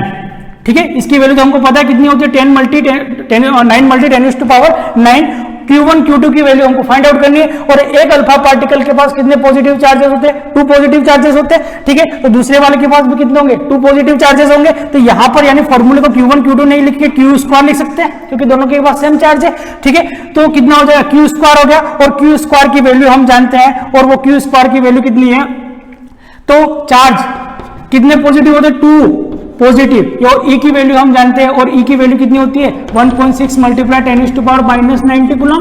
ठीक है, तो पुट कर दिया हमने, तो क्या हो जाएगा 2 मल्टी 1.6 मल्टी 10⁻⁻90 कूलम का होल स्क्वायर, क्योंकि स्क्वायर है चार्ज के ऊपर, ठीक है। ये सारी वैल्यू होगी। डिस्टेंस का स्क्वायर करना है, वो डिस्टेंस हमारे पास कितना है 3.2 मल्टीप्लाई 10⁻⁻15 मीटर, तो लिख दिया हमने 3.2 मल्टीप्लाई 10⁻⁻15 का होल स्क्वायर, ठीक है। अब इसको सिंप्लीफाई करेंगे हम। सबसे पहले जितना भी आप काट सको उतना काट दो, जितना सिंप्लीफाई कर सको उतना सिंप्लीफाई करना है, ठीक है। तो सबसे पहले हम क्या करेंगे, स्क्वायर, पहले इसका स्क्वायर कर देंगे, 2 का स्क्वायर कितना हो जाएगा 4 हो जाएगा, 1.6 मल्टीप्लाई 1.6 करेंगे, ये कितना आएगा 2.56 समथिंग आंसर आएगा। इसको आप सोल्व कर दे लेना, मेरे पास समय की वैल्यू समय कम इसलिए मुझे ये वैल्यू याद है, ठीक है। तो कितना हो गया ये 9 मल्टी 10⁻9 इंटू 4, 2 का स्क्वायर कितना हो गया 4 हो गया, 1.6 का स्क्वायर करेंगे तो 1.6 का स्क्वायर कितना हो गया 2.56 मल्टीप्लाई, और 10⁻क्या है -90 है, और इसके ऊपर भी स्क्वायर है, तो क्या हो जाएगा इसका मल्टीप्लाई हो जाएगा, और मल्टीप्लाई हो गया ये कितना हो जाएगा, तो 10⁻38 कितना हो गया -38, as it is same as it is नीचे हमने कर दिया, तो नीचे 3.2 का अगर स्क्वायर करेंगे तो 3.2 का स्क्वायर आएगा 10.24, कितना आ जाएगा 10.24 आएगा, ठीक है। मल्टीप्लाई इसको कर लेना मल्टीप्लाई, ठीक है, तो कितना 3.23 मल्टीप्लाई 3.23 कर लेना, आ जाएगा कितना 10.24 मल्टीप्लाई 10⁻⁻15 स्क्वायर करेंगे तो कितना हो जाएगा 30, ठीक है। तो 10⁻⁻30, ठीक है। अब क्या करना है, सोल्व करना है। कैसे सोल्व करेंगे, तो सिंपल सा तरीका लगाना, इतना बड़ा देख के घबराने की कोशिश, घबराना नहीं है, ठीक है। 10⁻⁻30 जैसे ऊपर जाएगा हम जानते हैं क्या हो जाएगा 10⁻+30, क्या हो जाएगा +30, और इधर से प्लस में कोई पावर है तो प्लस में पावर है, हमको दिखी कितनी 10⁻9, तो 9 बेस सेम है 10⁻9 और 10⁻30 बेस सेम है, पावर क्या हो जाएगी जुड़ जाएगी, क्योंकि बेस सेम है और दोनों बेस कैसे मल्टीप्लाई में, पावर क्या हो जाएगी जुड़ जाएगी। तो यहां पर 10⁻ कितनी हो जाएगी, ये 30 ऊपर जाके प्लस होगी, ये 30 और ये 9 कितना होगा 39। तो नेक्स्ट स्टेप में हम लिख सकते हैं कि 9 मल्टी 4 मल्टी 2.56 मल्टीप्लाई, ठीक है। अब ये 10⁻38 है, तो हमने लिख दिया 10⁻38 एज इट इज लिखा, और ऊपर ये जो 30 ऊपर गया वो क्या हो गया प्लस का, और ये प्लस का 9 कितना हो गया मल्टीप्लाई 10⁻39 कितना हो गया 39। नेक्स्ट नीचे क्या बचा, तो नीचे सिर्फ 10.24 बचा, एज इट इज लिख दिया। अब दोनों बेस सेम है, बेस के बीच में क्या मल्टीप्लाई है, तो पावर क्या हो जाएगी जुड़ जाएगी, तो माइनस का 38 और प्लस का 39 कितना बचेगा 1, ओनली फॉर 1 बचेगा। तो नेक्स्ट जो बचेगा हमारे पास वो क्या बचेगा 9 मल्टी 4 मल्टी 2.56 मल्टी 10⁻1 क्या बचा 10⁻1 बचा। अब जैसे हम यहां से पॉइंट हटाएंगे पावर 2 और बढ़ जाएगी, इंक्रीज हो जाएगी, क्योंकि जैसे यहां पर हम पॉइंट हटाएंगे ऊपर क्या हो जाएगा 10⁻2 से मल्टीप्लाई होगा, तो हमने क्या कर दिया 10⁻2 से इसी से डायरेक्ट को कर दिया, ये कितना हो गया 10⁻1 था और 10⁻ कितना हो गया ये 10⁻3 हो गया, यानी यहां से पॉइंट हट गया। तो पॉइंट हट गया तो नीचे क्या बचा, सिर्फ क्या बचा 1024 क्या बचा 1024। अब इधर से भी पॉइंट हटाएंगे, इधर से जैसे पॉइंट हटाया यहां पर भी क्या हो जाएगा 10⁻2 से मल्टीप्लाई हो जाएगा, 16 हो गया, ठीक है। अब इस 10⁻2 को हम ऊपर ले जाएंगे तो ये माइनस का हो जाएगा, और ये कितना है 10 है, 10⁻3 है, तो यहां से बचेगा क्या, तो यहां से हमें मिलेगा 9 × 4 × 2 5 6, क्योंकि पॉइंट हटा दिया हमने मल्टीप्लाई, ठीक है। तो 10⁻2 ऊपर चला गया तो यहां पर ओनली फॉर क्या बचेगा, क्योंकि -2 हो जाएगा और ये प्लस का 3 है तो कितना हो जाएगा 10 बचेगा वो, और नीचे से क्या बचा 1024, ठीक है। अब जो करता है उसको काट दो, तो अगर आप इसको काटोगे तो कितनी बार कटेगा 4 टाइम्स, 256 को अगर 1024 से काटोगे तो कितना कटेगा 4 टाइम्स कटेगा, ठीक है। ये 4 से ये 4 कट गया तो क्या बचा यहां से, नीचे कुछ बचा क्या, नीचे कुछ भी नहीं है, ऊपर क्या 9 और 10 तो इज इक्वल टू आ गया 90, क्या आ गया 90। किसकी वैल्यू आई? फोर्स की वैल्यू। तो फोर्स की यूनिट क्या है? तो न्यूटन। तो दो अल्फा पार्टिकल के बीच अगर ये डिस्टेंस इतना है तो उनके बीच में जो फोर्स होगा वो कितना होगा? 90 न्यूटन होगा, यानी 90 न्यूटन। ठीक है, तो ये इनकी फोर्स की वैल्यू जो कि आप कैलकुलेट कर लेना। और एक नेक्स्ट क्वेश्चन है जो मैं आपको देके जाता हूं और आपको उसको सोल्व करना है।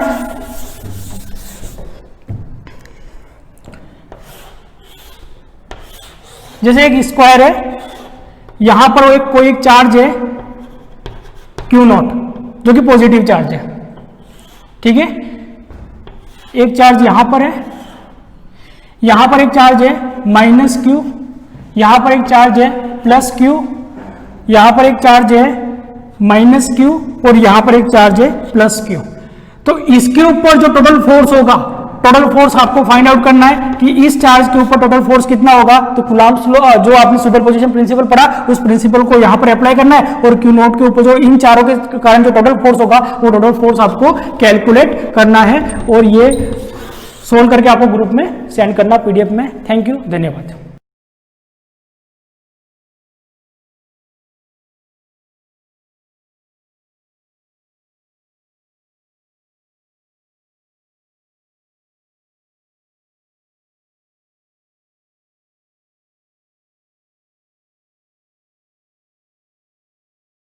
गुड मॉर्निंग एवरीवन, सभी को सुप्रभात।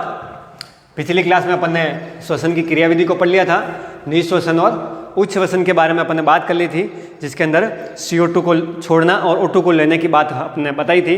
उच्च श्वसन और निःश्वसन, कैसे तनपोटा डायफ्राम का आकार बढ़ जाता है, कैसे वक्ष गुहा का आकार बढ़ जाता है ना, इस तरह की बातें अपन ने करी थी और उस श्वसन की क्रियाविधि को खत्म कर दिया था। इसके बाद आता है श्वसन संबंधी आयतन। कुछ इंपॉर्टेंट बातें अपन जो करेंगे वो इंपॉर्टेंट बातें आपने लिखनी, क्या करनी है, देखना है। श्वसन संबंधी आयतन जो अपना इस किताब का लास्ट टॉपिक है। ठीक है, श्वसन संबंधी आयतन की बात कर रहे हैं अपन और क्रियाविधि अपन ने पढ़ ली। श्वसन संबंधी आयतन के अंदर सबसे पहली चीज है आपके ज्वारीय आयतन। ज्वारीय आयतन, ज्वारीय आयतन जैसे अपन देसी भाषा में कहते हैं ज्वार मार रहा, उबाल मार रहा है ना, बाहर निकाल रहा है। तो ज्वारीय आयतन मतलब क्या हो गया? एक निःश्वसन में ली गई वायु दाब का आयतन या एक निःश्वसन में ली गई O2 का आयतन तथा एक उच्च श्वसन में छोड़ी गई वायु का आयतन आपका क्या कहलाता है? ज्वारीय आयतन कहलाता है। ठीक है, क्या है? एक, वापिस सुनना, एक निःश्वसन में ली गई वायु का आयतन तथा एक उच्च श्वसन में छोड़ी गई वायु के आयतन को ज्वारीय आयतन कहते हैं। इस प्रक्रिया में लिख लेना, इस प्रक्रिया में एक निःश्वसन में ली गई O2 का आयतन या एक उच्च श्वसन में छोड़ी गई CO2 के आयतन को ज्वारीय आयतन कहते हैं। क्या कहा? एक प्रक्रिया जब पूर्ण होती है या तो लेना या एक प्रक्रिया छोड़ना, उन दोनों में से किसी एक को, है ना, चाहे उच्च श्वसन वाली लो चाहे निःश्वसन की लो, किसी भी एक क्रिया को लिख के आप ज्वारीय आयतन लिख सकते हैं। अब लेने की मात्रा कितनी है? O2 का जो आयतन है वो कितना है आपके? 2500 से 3000 मिलीलीटर, है ना, मिली। और CO2 का जो है वो कितना है? 1000 से 2000 मिली या 1500। ठीक है ना, ये आपका क्या है? ज्वारीय आयतन कहलाएगा। क्या कहलाएगा? एक ज्वारीय आयतन कहलाएगा।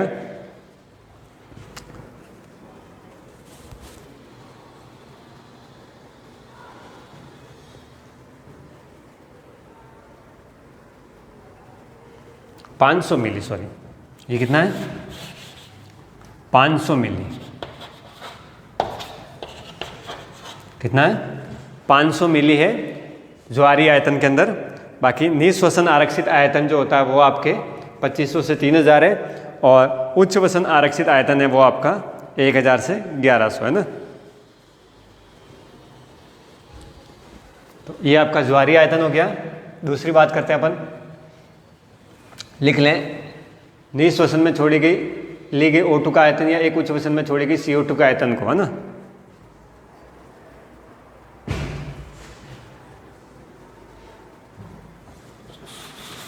दूसरी बात करते हैं,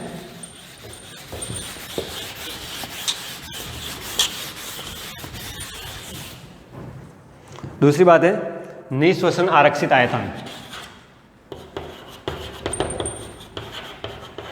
निःश्वसन आरक्षित आयतन, ठीक है। निःश्वसन आरक्षित आयतन कौन सा हो गया? एक श्वसन की प्रक्रिया में या वायु आयतन की वह अतिरिक्त मात्रा जो एक व्यक्ति बलपूर्वक निःश्वसित कर सकता है। श्वसन की प्रक्रिया में, श्वसन की प्रक्रिया में अतिरिक्त वायु आयतन की वह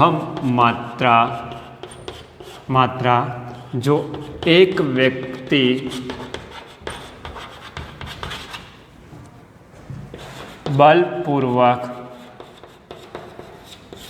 बलपूर्वक निःश्वसित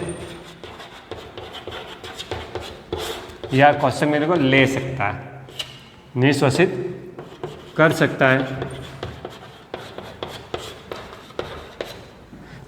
क्या है? श्वसन की प्रक्रिया में अतिरिक्त वायु आयतन की वह मात्रा जो एक व्यक्ति बलपूर्वक निःश्वसन कर सकता है उसे निःश्वसन आरक्षित आयतन कहते हैं। मतलब आप कितनी ताकत से, जैसे मैंने कह दिया आपको, जोर से सांस लेके भर लो, अंदर भर ली। अब बलपूर्वक हमने एक निःश्वसित प्रक्रिया में, एक प्रक्रिया मतलब सिंगल टाइम, एक बार की प्रक्रिया में हमने ऑक्सीजन को लेकर कितना अंदर स्टोर कर दिया, अतिरिक्त मात्रा। जैसे आप कांस्टेबल की रनिंग में जाओगे, पुलिस विभाग में जाओगे, जब आपकी भर्ती होगी, दौड़ाते हैं वगैरह करते हैं, तो आपका सीना भी नापते हैं, एक तो सामान्य अवस्था में और एक श्वास लेने के बाद। तो सामान्य अवस्था में खड़े नाप लिया आपका, फिर कहेंगे वो क्या आप कितना अपना सीना फुला सकते हैं, फुलाइए। तो हमें क्या करना है, जोर से श्वास को अंदर खींच के भर देनी है। जैसे भर दी और हमारा चेस्ट कैविटी या वक्ष गुहा बढ़ गया, तो उस समय अतिरिक्त ऑक्सीजन को लेके जो हमने भर दिया है वो अतिरिक्त, ये लिखा हुआ अतिरिक्त वायु आयतन की वह मात्रा जो एक व्यक्ति बलपूर्वक निःश्वसित कर सकता है। मतलब लेना देना चल रहा है, लेकिन आप कितनी स्टोर करके, जैसे जो स्विमर होते हैं, जो तैराक होते हैं, वो क्या करते हैं, पानी में तैराकी करने जाते हैं, या जो आपके देखा होगा कहीं कोई डूब गया है तो उसको बचाने जब जाते हैं, तो इस तरह की कंडीशन जब होती है तो स्विमर क्या करते हैं या तैराक क्या करते हैं, अतिरिक्त श्वास की मात्रा को स्टोर करते हैं अंदर, फिर वो पानी के अंदर जाने के बाद उसी श्वसन की प्रक्रिया को चलाते रहते हैं, उसी ऑक्सीजन का उपयोग करते रहते हैं। अदरवाइज जो सिलेंडर लगा के जा रहा है वो तो एक्स्ट्रा मटेरियल है, वो अपना इस निःश्वसन की या सक्रिय आयतन में या आरक्षित आयतन में नहीं कहलाता है। जैसे वर्ड ये आरक्षित है ना, आरक्षित मतलब क्या हो गया, हमें अतिरिक्त लाभ है ना, आरक्षित मतलब क्या हो गया, अतिरिक्त लाभ। वो अतिरिक्त लाभ क्या है, ये वाला जो अपन स्टोर करके रखेंगे। तो निःश्वसन आरक्षित आयतन मतलब क्या होगा, जो लेके हम स्टोर करते हैं। और दूसरा क्या होगा, उच्च वसन आरक्षित आयतन, उसमें क्या होगा, जो हम छोड़ के करते हैं, मतलब अतिरिक्त CO2 को जोड़ना है वैसा। तो श्वसन की प्रक्रिया में अतिरिक्त वायु आयतन की वह मात्रा जो एक व्यक्ति बलपूर्वक उच्छ्वसित कर सकता है वो आपका क्या कहलाएगा, उच्च वसन आरक्षित आयतन कहलाएगा ना। और इसकी मात्रा कितनी होती है, 250 मिली से 3000 मिली, ठीक है। ये आप निःश्वसित कर सकते हो ना। दूसरा है आपके उच्च वसन आरक्षित आयतन, है ना, एस्पायरेटरी रिजर्व वॉल्यूम, और उसको बोलते हैं इंस्पायरेटरी रिजर्व वॉल्यूम, IRV, उसको बोलते हैं ERV, इसको क्या बोलते हैं IRV। तो निःश्वसन आरक्षित आयतन ये समझ में आ गया होगा आपको। अब बात करते हैं अपन उच्च वसन आरक्षित आयतन, ठीक है, ERV की बात करते हैं।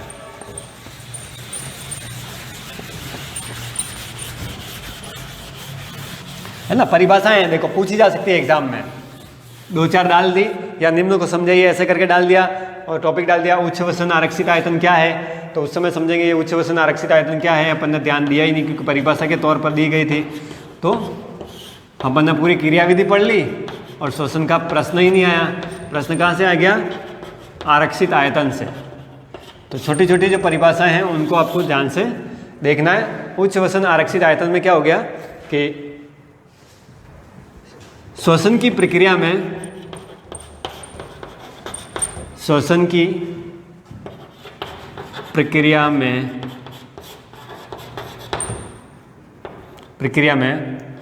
वायु आयतन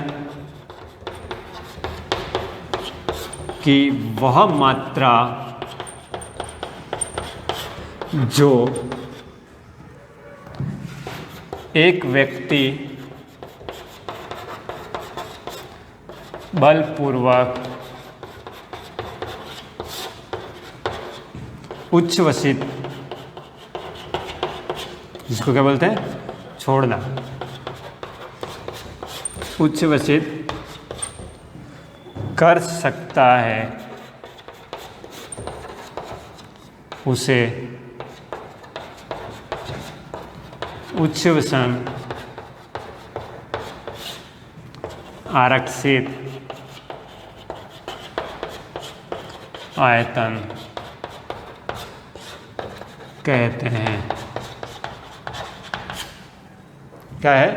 श्वसन की प्रक्रिया में वायु आयतन की वह मात्रा जो एक व्यक्ति बलपूर्वक उच्छ्वसित छोड़ना कर सकता है उसे उच्छ्वसन आरक्षित आयतन कहते हैं। और इसकी मात्रा कितनी होती है? 1000 से 1100 मिलीलीटर, है ना, इतनी वो अपने आप छोड़ सकता है एक प्रक्रिया के अंदर। ठीक है, तो ये अतिरिक्त वाला वर्ड जो है,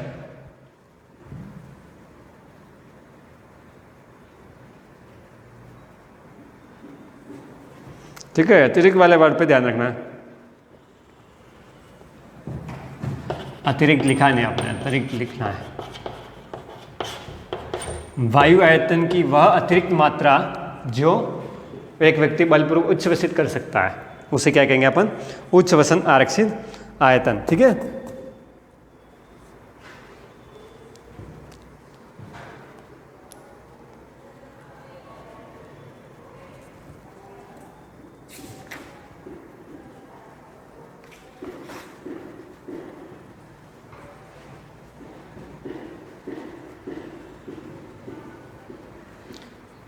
नेक्स्ट लिखते हैं अपन अवशिष्ट आयतन।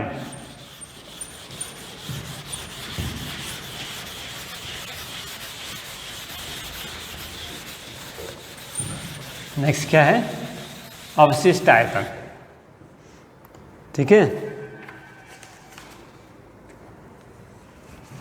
तीसरा है अवशिष्ट आयतन।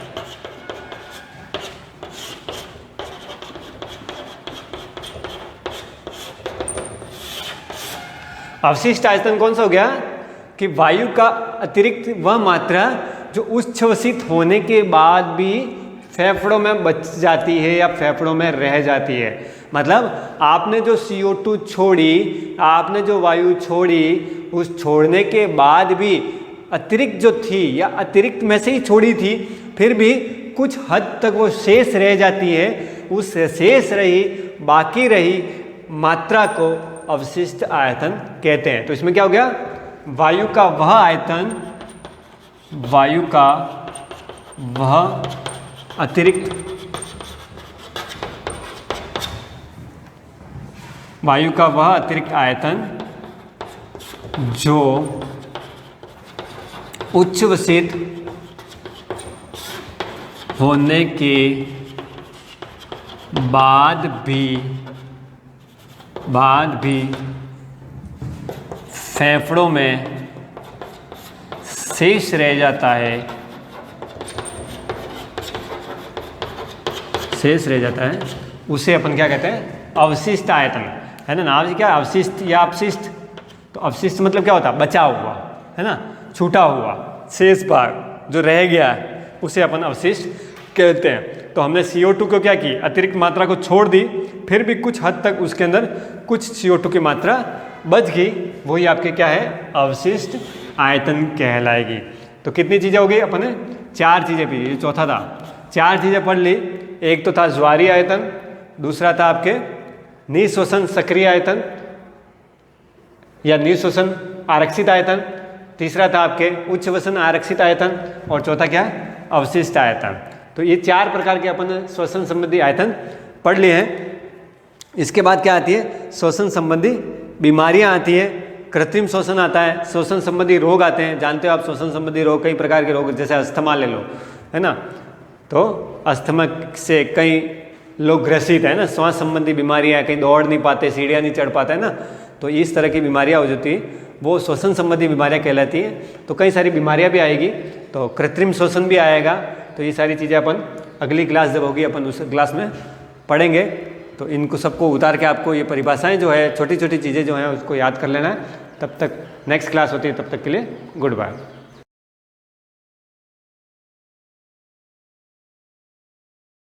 Hello, good morning everyone. जैसा आप जानते हो कि हमने CNS पूरा कंप्लीट कर लिया था, जिसमें ब्रेन और स्पाइनल कॉर्ड, जो ब्रेन तो हमने पहले ही कंप्लीट कर लिया था, इसके बाद हमने कंप्लीट किया था स्पाइनल कॉर्ड को।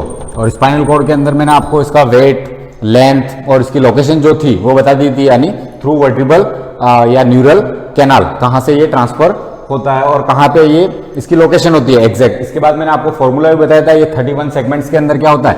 डिवाइड होता है। इसके अंदर 31 सेगमेंट्स होते हैं, यानी 31 पेयर ऑफ नर्व्स होती है, स्पाइनल नर्व्स वैसे ही, ठीक है। तो ये 31 पेयर्स के अंदर क्या होता है? डिवाइड होता है। और फॉर्मूला मैंने आपको बताया था याद रखने के लिए, C8, TS12, L5, S5 और CO1, जो आपने देखा होगा, ठीक है। तो C8 यानी ये सर्वाइकल रीजन होता है, ये थोरेसिक होता है, ये लंबर होता है, ये सेक्रल होता है और वो कोक्सियल रीजन होता है। ये सारी चीजें मैंने आपसे डिस्कस की थी और आपको क्लियरली समझा भी दिया था, और आई होप आपने पूरा देखा भी होगा और आपको समझ में भी आया होगा। इसके आगे हम जब बढ़ते हैं तो हमको पता था CNS के अलावा हमने जो पार्ट डिस्कस की थी, मतलब सेकंड पार्ट जो होता है, मतलब आपके नर्वस सिस्टम जो डिवाइड होता है, वो सेकंड पार्ट था आपका PNS, यानी पेरिफेरल नर्वस सिस्टम। आज इसके बारे में हम डिस्कस करेंगे, जो आपका पार्ट होता है पेरिफेरल नर्वस सिस्टम। अब ये पेरिफेरल नर्वस सिस्टम होता क्या है? तो पेरिफेरल नर्वस सिस्टम के अंदर हमने बात की थी, जैसे it is divided into 2 part, somatic और ऑटोनॉमिक। और जो आपका सोमेटिक और ऑटोनॉमिक के बाद जो पार्ट होता है autonomic is further divided into 2 part, sympathetic and parasympathetic. Autonomic nervous system आपके अलग से पूरा दे रखा है, मैं आपको बताऊंगा। इसी छोटा सा टॉपिक है, उसमें होता क्या है, उससे रिलेटेड क्वेश्चंस भी बनते हैं और बिल्कुल इजी टॉपिक है। और सिंपैथेटिक के बारे में इतना ज्यादा डिस्क्रिप्शन है नहीं, तो हमको याद रखने की जरूरत भी नहीं है। तो पेरिफेरल नर्वस सिस्टम जो होता है उसको हमने डिवाइड किया था, लेकिन पेरिफेरल नर्वस सिस्टम होता क्या है? इसको परिधीय तंत्रिका तंत्र भी कहा जाता है। हिंदी के अंदर अगर बात करें तो इसको परिधीय तंत्रिका तंत्र कहते हैं। अब ये होता क्या है? तो जो पेरिफेरल नर्वस सिस्टम जो होता है वो आपका कंप्लीटली किससे बना होता है? न्यूरॉन से, यानी जो आपका ब्रेन है और स्पाइनल कॉर्ड से, वहां से जो नर्व्स अराइज होती है और आपके जितने भी सेंस ऑर्गन या आपके जो इफेक्टिव ऑर्गन्स होते हैं उनसे अटैच होती है, वो कौन सी नर्व्स होती है? Peripheral nerves. और वही एक सिस्टम बनाती है जिसको कहते हैं हम पेरिफेरल नर्वस सिस्टम। और ये हमारी जो भी दिनचर्या की एक्टिविटीज है उसके लिए क्या होती है? ये कंप्लीटली रिलेटेड होती है। तो पेरिफेरल नर्वस सिस्टम की हम बात करें उससे पहले हमको पता होना चाहिए कि न्यूरॉन्स कितने टाइप्स के होते हैं। तो वो हमने पहले भी देखा था, लेकिन मैं आपको यहाँ पे कुछ नया भी बताऊंगा होता क्या। तो सबसे पहला जो बेसिक हमने पहले डिवाइड भी कर रखा था, उसका क्लासिफिकेशन वो था on the basis of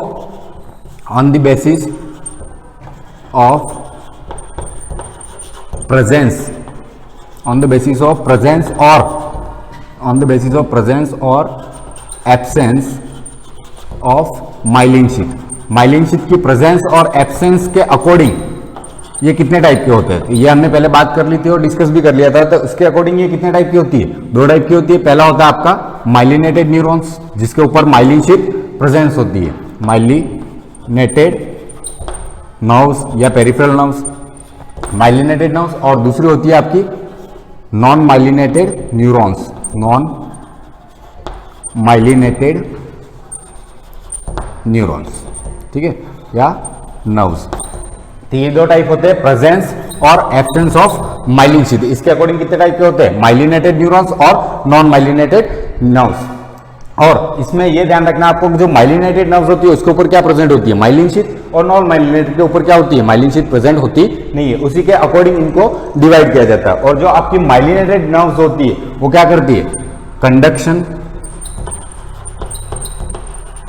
of impulses is fast।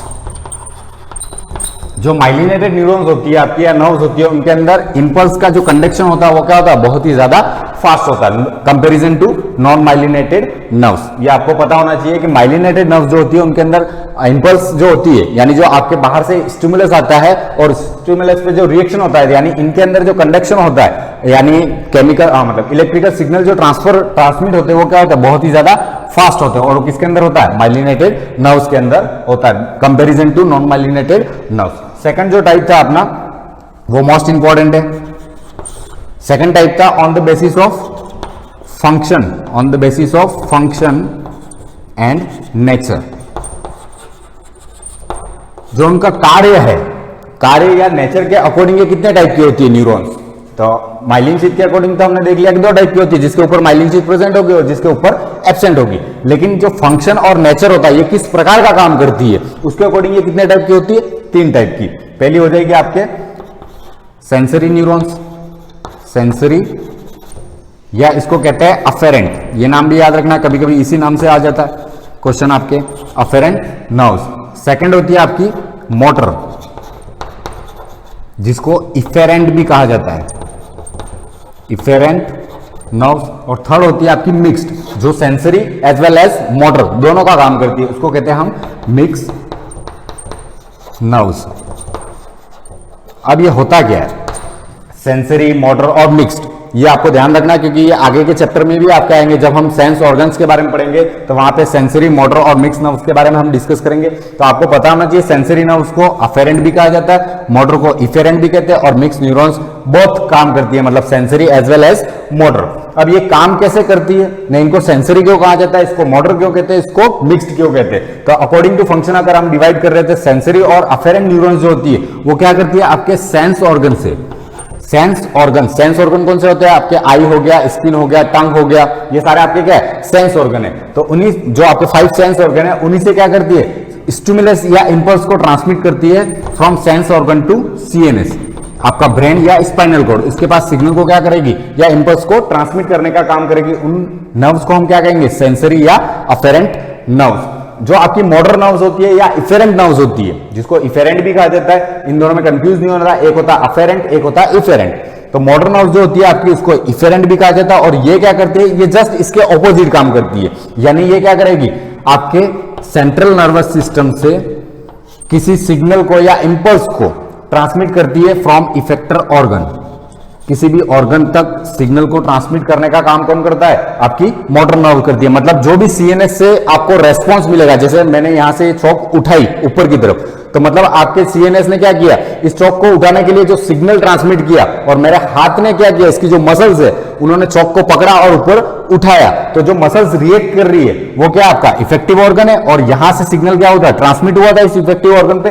तो ये सीएनएस से सिग्नल को ट्रांसमिट करती है फ्रॉम इफेक्टिव ऑर्गन, ठीक है। और सेंसरी और अफेरेंट जो होती है वो सेंस ऑर्गन से सीएनएस पे सिग्नल ट्रांसमिट करती है, और आपकी जो मोटर होती है वो क्या करती है, सीएनएस से इफेक्टिव ऑर्गन्स के पास इंपल्स को ट्रांसमिट करने का काम करती है। और आपकी जो मिक्स नर्व होती है वो क्या करती है, वर्क बोथ, यानी दोनों तरफ सिग्नल को ट्रांसमिट करती है, work as a sensory as well as motor, दोनों की तरह काम करती है। मतलब क्या होगा, सेंस ऑर्गन्स टू सीएनएस और सीएनएस टू सेंस ऑर्गन, मतलब ये दोनों तरफ काम करती है। आपको ये पता होना चाहिए कि जो आपकी मिक्स नर्व होती है वो सेंसरी भी होती है और मोटर भी होती है, मतलब दोनों तरफ काम करेगी। सेंस ऑर्गन से स्टिमुलस को सीएनएस के पास ले जाएगी, और सीएनएस से स्टिमुलस को वापस सेंस ऑर्गन के पास या इफेक्टिव ऑर्गन्स के पास लाने का काम करेगी। तो ये हो जाता है फंक्शन और नेचर के अकॉर्डिंग ये कितने टाइप की होती है, 3, सेंसरी, अफेरेंट जिसको कहते हैं, मोटर, इफेरेंट, और आपकी मिक्स नर्व जो दोनों का काम करती है। तो ये आपको पता होना चाहिए, ये मोस्ट इंपॉर्टेंट है आपके लिए।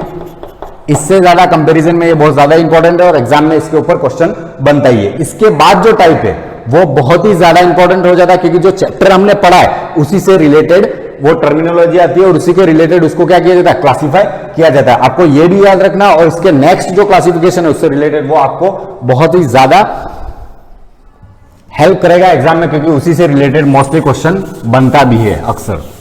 इसलिए 1 नंबर का क्वेश्चन भी आता है और उससे रिलेटेड बड़े क्वेश्चन भी आते हैं। तो हम देख लेते हैं वो कौन सा क्लासिफिकेशन है। तो जो तीसरा क्लासिफिकेशन होगा आपके पेरिफेरल नर्वस सिस्टम का, वो हो जाएगा आपके on the basis of origin. Third हो जाएगा आपका on the basis of origin, मतलब ये कहां से निकलती है और कहां पे जाती है, उसी के अकॉर्डिंग हम इसको क्या करेंगे, क्लासिफाई करेंगे। मतलब ये इनका ओरिजिन क्या है, मतलब ये कहां से अराइज होती है, उसी के अकॉर्डिंग इसको क्लासिफाई किया जाता है। और उसके अकॉर्डिंग क्लासिफाई करते हैं तो ये 2 टाइप की होती है। एक होता है आपका क्रेनियल नर्व्स, मोस्ट इंपॉर्टेंट है ये ध्यान रखना, क्रेनियल नर्व्स,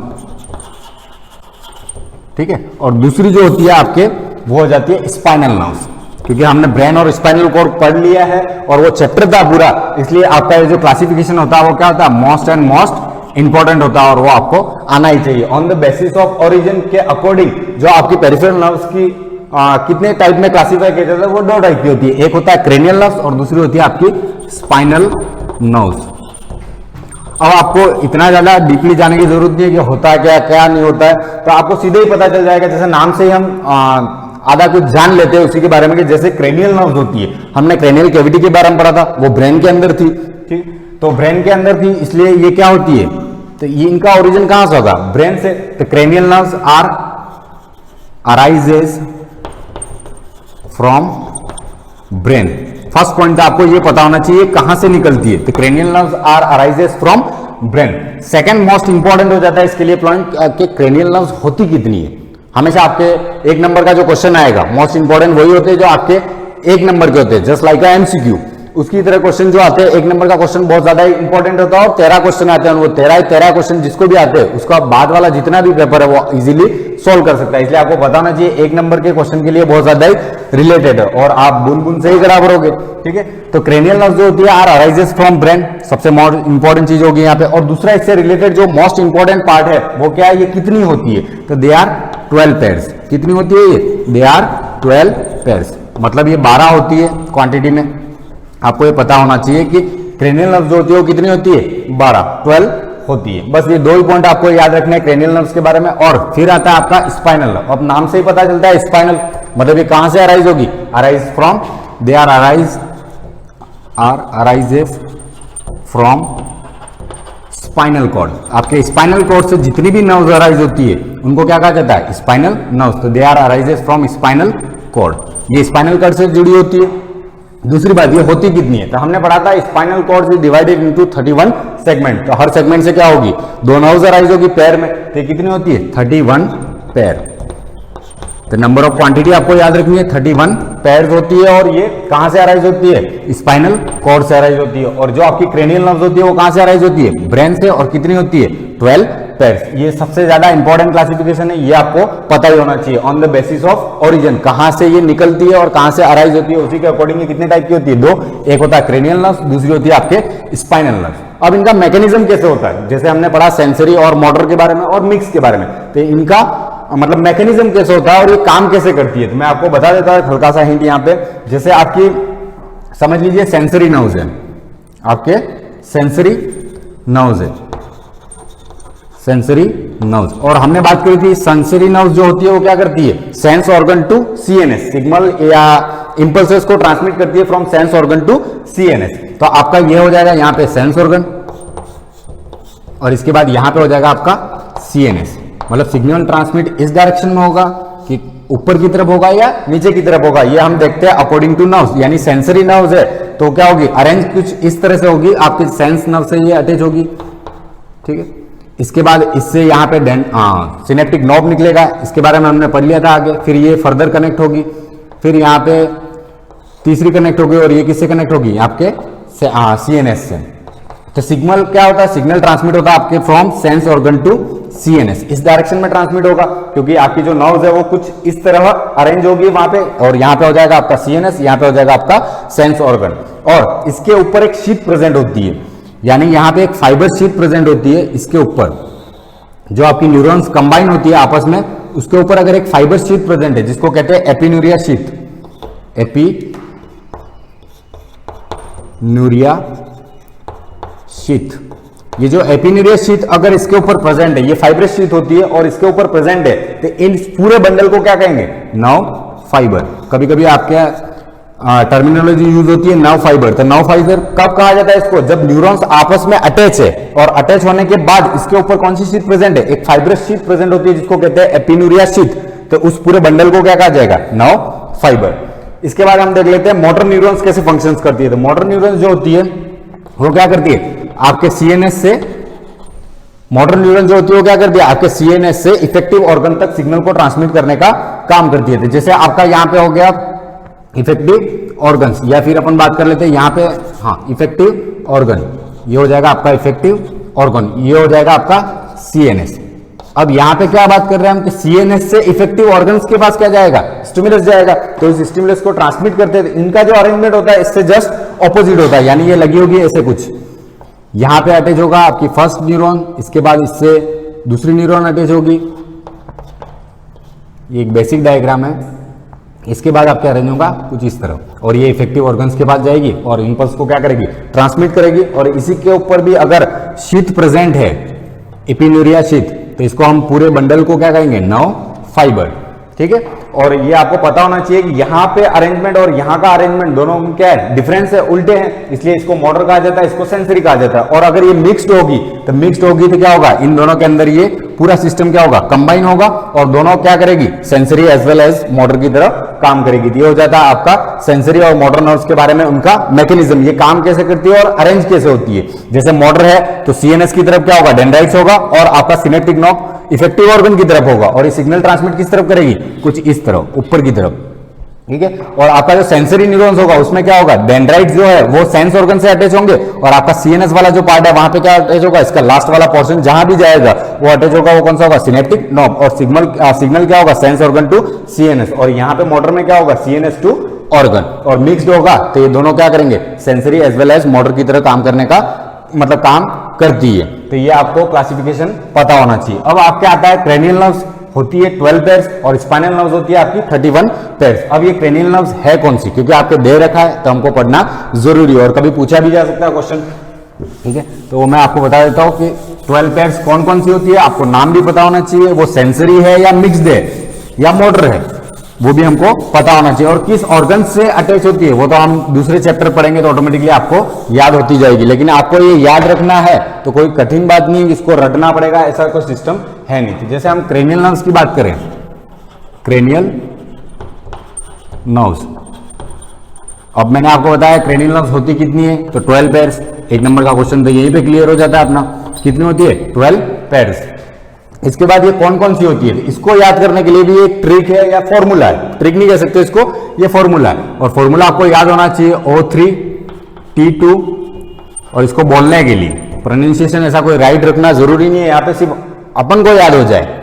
इसको किसी मतलब आप जैसे एग्जाम में आ जाए तो आपको वो ट्रिक वहां पे लिखनी नहीं है, आपको सिर्फ याद रहे, रिमेंबर करने के लिए अपन इसको याद कर रहे हैं। जैसे O3T2, और फिर आ जाएगा आपके अफेक्ट वेश, इसको क्या बोलेंगे? अफेक्ट वेश। अब ये है क्या? तो ये कोई क्यूब रूट नहीं है या फिर स्क्वायर रूट है, ऐसा कोई सिस्टम नहीं है। O3 यानी 3 बार O, T2 यानी 2 बार T। इसके बाद अफेक्ट वेश AFAGVSH। ठीक है। ये टोटल कितनी है? 3 और 2 5 6 7 8 9 10 11 और 12, 12 पेयर याद करनी है अपन को। तो इससे हमको क्या हो जाएगा? कौन कौन सी आने वाली है वो ऑटोमेटिकली अपन को याद हो जाएगी। ये आपकी ट्रिक है। अब है कौन सी? इनको डिनोट कैसे किया जाता है? तो जैसे नोमेनक्लेचर के बारे में पढ़ते हो आप किसी भी, जैसे केमिस्ट्री के अंदर नोमेनक्लेचर पढ़ो या फिर बायो के अंदर नोमेनक्लेचर पढ़ो, उनका अपना कोई एक सिस्टम होता है या फिर उनका अपना एक रूल होता है। उसी रूल के अकॉर्डिंग हम क्या करते हैं? नोमेनक्लेचर करते हैं। तो नोमेनक्लेचर करते हैं तो उसी के अकॉर्डिंग सिस्टम जो चल रहा था, यहाँ पे भी ध्यान रखना है कि जो भी जितनी भी नर्व्स लिखो आप, क्रेनियल लिखो या स्पाइनल नर्व्स, वो फर्स्ट है, सेकंड है, थर्ड है, फोर्थ है, कौन से नंबर की है, तो उस नंबर को जो हम डिनोट करते हैं वो कौन से होते हैं? Roman number.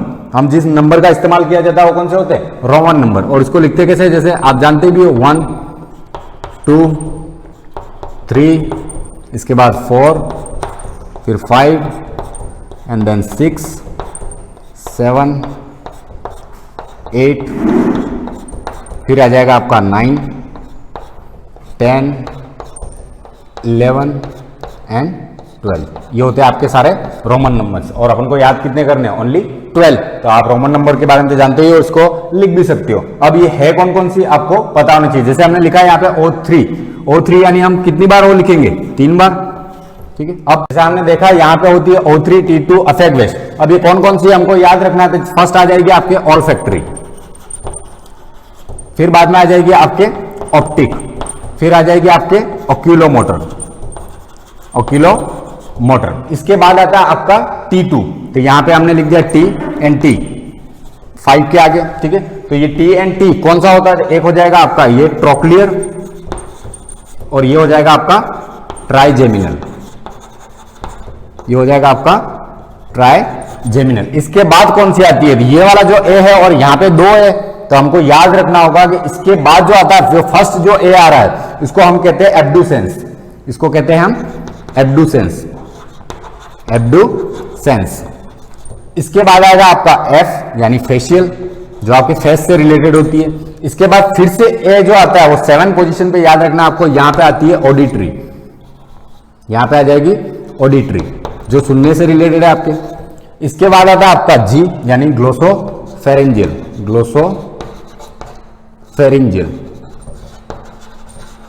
ग्लोसोफेरेंजियल। इसके बाद आएगा आपका वेगस, और वेगस के बाद जो आती है आपके एस पे यानी स्पाइनल असेसरी, और स्पाइनल असेसरी के बाद लास्ट में जो बचता है आपका वो है एच, जिसको कहते हैं हाइपोग्लोसल। ये आपके टंग से रिलेटेड होती है, हाइपोग्लोसल। तो ये हो जाती है आपकी 12 पेयर ऑफ क्रेनियल नर्व्स, जो आपको याद कैसे करनी है? O3, T2, affect waste. यानी फर्स्ट में कौन सी आएगी? ऑल्फैक्टरी, यानी आपके नाक से रिलेटेड। जैसे ही नाक से आप हाथ हटाते हो तो आंखों पे जाएगा, यानी हो जाएगी आपके ऑप्टिक, फिर आ जाएगी ऑक्यूलोमोटर। इसके बाद आएगा 2 T है, तो फर्स्ट आएगा ट्रोक्लियर, देन ट्राइजेमिनल, फिर आएगा एब्डुसेंस, फिर फेशियल, फिर आपके ऑडिटरी, फिर ग्लोसोफेरेंजियल, फिर वेगस, फिर स्पाइनल असेसरी एंड हाइपोग्लोसल। ये हो जाती है आपकी 12 पेयर। इसके बाद जो आती है कि भाई ये कौन सी सेंसरी है, कौन सी आपके मोटर है और कौन सी मिक्स्ड है, वो भी हमको याद करना पड़ता है कि कौन सी सेंसरी काम करेगी, कौन सी मोटर की तरह बिहेव करती है और कौन सी आपके मिक्स्ड की तरह बिहेव करती है। उसके लिए भी ट्रिक्स है, वो हम नेक्स्ट क्लास में डिस्कस करेंगे। Thank you. Good morning students, welcome to the class. Last जो हमारी क्लास थी उसमें हमने 2 पॉइंट्स, कोई भी 2 पॉइंट्स अगर आपको गिवन है और वो मिलकर के कोई वेक्टर बना रहे हैं, जैसे हमने लिया था P1 एंड P2, तो उस कंडीशन में हम इसको वेक्टर फॉर्म में कैसे लिखेंगे? जैसे P1 P2 है, दोनों के बीच का डिस्टेंस निकालना हो तो बहुत ही ज़्यादा इजी है। इफ़ यू हैव यहाँ का कोऑर्डिनेट, यहाँ का कोऑर्डिनेट भी है, तो P2 जैसे P1 P2 निकालना है तो P2 में से P1 को माइनस करेंगे तो you will get the length of the P1 P2। अब यहाँ पर वेक्टर फाइंड करना था तो हमने P1 P2 इस तरीके से लिया, फिर वहाँ पर क्या किया, इन सब के पोजिशन वैक्टर्स निकाले, OP1 and OP2, this is the axis, OP1 and OP2 ये हो जाएंगे इसके पोजीशन वेक्टर। फिर यहाँ पे हमने किया था सिंस P2 है P1 P2, तो क्या करेंगे, P2 में से P1 को माइनस करना है, तो इसीलिए P2 के पोजीशन वेक्टर में से हम P1 का पोजीशन वेक्टर माइनस कर देंगे, तो we will get the vector P1 P2। तो जो भी OP2 है, जो भी OP1 है, समथिंग होगा। जैसे अगर यहाँ मान लेते हैं कोऑर्डिनेट्स आपको गिवन है 1 2 3, ऐसे रैंडम मैंने लिया है, एक एग्जाम्पल है, और इसका मान लेते हैं 2 3 5, ऐसा होगा नहीं बट फिर भी। तो उस कंडीशन में हम क्या करें, OP2 माइनस OP1, तो OP2 क्या होना चाहिए, 2i कैप, पोजीशन वेक्टर है तो इसका कोऑर्डिनेट तो अपने को मिल गया, यहाँ से 2 3 5 है, तो इसके आगे i कैप, इसके आगे j कैप और इसके आगे k कैप लगा के लिख लेना। तो ये बन जाएगा 2i cap plus 3j cap plus 5k cap minus OP1 ये इसका कोऑर्डिनेट है, तो यहाँ पे बन जाएगा i cap plus 2j cap plus 3k cap. Clear, इसमें से इसको माइनस कर देंगे, जो i वाले कोऑर्डिनेट है आपस में माइनस हो जाएंगे, 2 माइनस 1 यानी कि i कैप 3 प्लस, बाहर माइनस है तो साइन चेंज हो जाएगा, plus minus minus, 3 minus 2 plus का 1 आ जाएगा तो j, 5 माइनस 3 प्लस का 2k कैप। तो तो ये आपका P1 P2 का वेक्टर बनेगा। ये जस्ट एक एग्जाम्पल था समझने के लिए। अब इसके बाद जो हम आज पढ़ेंगे वो रहेगा क्लास 10th में या फिर मे बी 11th में आया नहीं, आई डोंट नो, लेकिन 10th में आपने ये चीज़ पढ़ी थी कि जब भी किसी लाइन को, ये लाइन सेगमेंट है कोई AB, इस लाइन को जब भी कोई पॉइंट आकर के एक पर्टिकुलर रेशियो में डिवाइड करता है, जैसे A का कोऑर्डिनेट आप लेके चलते थे पहले x1 y1, this is x2 y2, और ये जो पॉइंट है इस पर कोई पॉइंट इस तरीके से एग्जिस्ट कर रहा है कि वो इस लाइन को m/n में डिवाइड कर रहा है। मान लेते हैं ये पॉइंट P है, तो इस पॉइंट P के कोऑर्डिनेट्स फाइंड करो, ऐसा पूछा जाता था। x1 y1 गिवन होता था, x2 y2 भी गिवन होता था, ratio given, then you have to find the point जो उसको डिवाइड कर रहा है m/n में। इसके अंदर दो चीज़ें होती थी, इंटरनल डिवीज़न और एक्सटर्नल डिवीज़न, अंतः विभाजन और बाह्य विभाजन। तो यहाँ पर जो आपका फॉर्मूला बनता था वो आप क्या कहते थे कि if you want to find x, तो x का वैल्यू फाइंड करना है तो क्या होगा, m into x2 plus n into x1 upon m plus n। ये तो हो गया इंटरनल डिवीज़न का। एक्सटर्नल डिवीज़न में सिर्फ क्या चेंज होता था, इस प्लस की जगह माइनस आ जाता था। और ये भी चीज़ कहते हैं कि अगर ये फॉर्मूला आप अप्लाई करते हो, मान लेते हैं कि यहाँ से रेशियो का वैल्यू आता है, जब आपका रेशियो जो है वो नेगेटिव में आता है, that means that is external division. खैर वो बात की बात है, x का वैल्यू यहाँ से ऐसे निकलेगा और y का वैल्यू निकालते थे m/2 n y1 upon m plus n। मतलब ऐसा है कि ये वाला रेशियो है, अपोजिट वाले कोऑर्डिनेट से मल्टीप्लाई होगा, m into x2 and n into x1 upon में m प्लस n तो रहेगा। तो यहाँ पर सिर्फ कोऑर्डिनेट्स की बात थी। अब यहाँ पर क्या है, हम सबको एक साथ लेकर के चल, यहाँ पर इंडिविजुअली कोऑर्डिनेट्स निकाले हैं हमने x और y।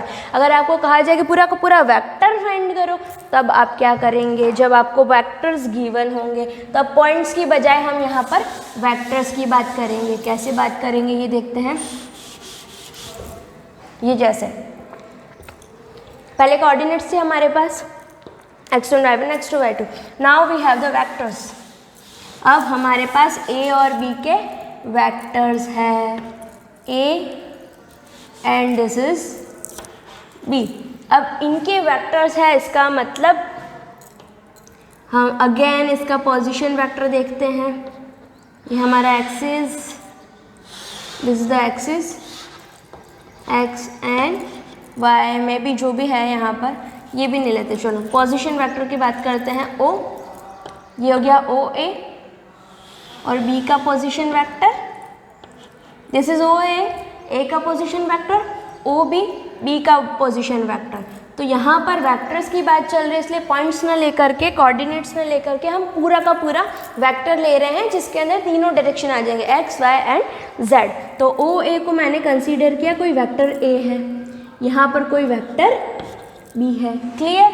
अब ये इस तरीके से एग्जिस्ट कर रहा है कि यहाँ पर कोई पॉइंट है तो पॉइंट तो ले नहीं रहे हैं, तो वहाँ पर तो क्या होता है, कोई पॉइंट डिवाइड कर रहा था m/n में। अब यहाँ पर कोई वेक्टर डिवाइड करेगा इसको m/n में, तो वो वेक्टर मान लेते हैं हम। तो वेक्टर बनाना है, वेक्टर कैसे बनाएंगे, इस पॉइंट का वेक्टर बनाना है। जब कोई पॉइंट दे रखा है, उसका पोजीशन है, उसको वेक्टर फॉर्म में लिखना है, उसका अपना एक पोजीशन है जिसको हमको वेक्टर फॉर्म में लिखना है। दैट मीन्स आपको पोजीशन वेक्टर फाइंड करना रहेगा।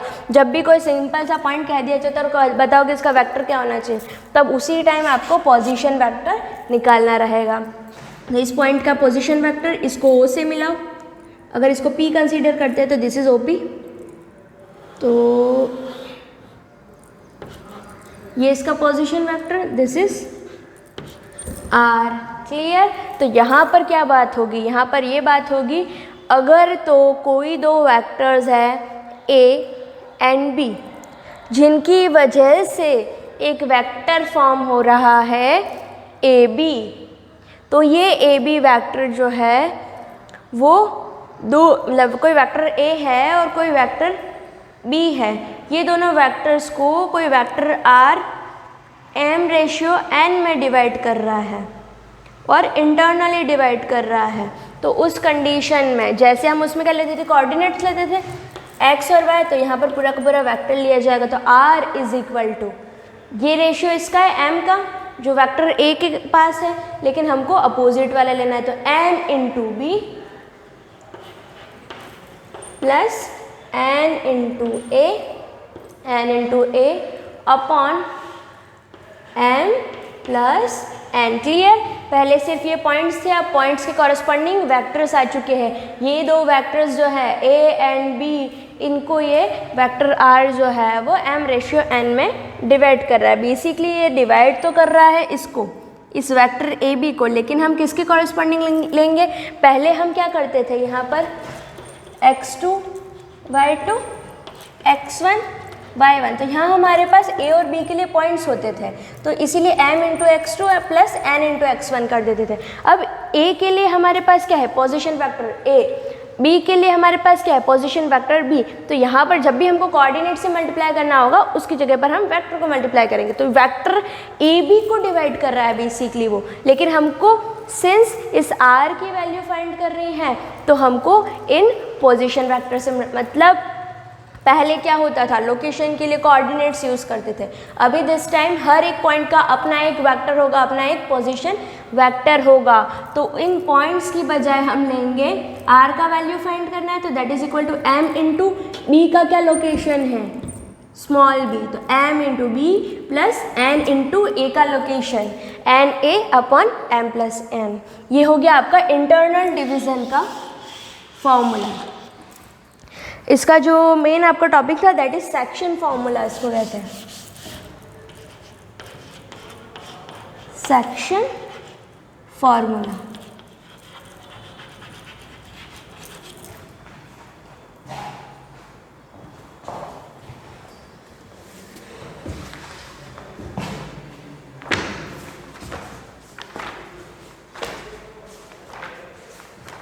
जिसको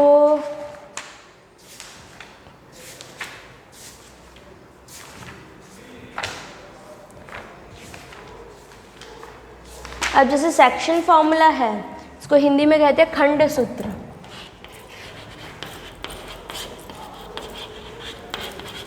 सेक्शन फॉर्मूला इसलिए कहा क्योंकि यहाँ पर वेक्टर r जो है इस वेक्टर ए बी को दो सेक्शंस m और n में डिवाइड कर रहा है, दैट्स वाई। अब यहाँ पर ये तो हो गया इंटरनल डिवीजन के लिए,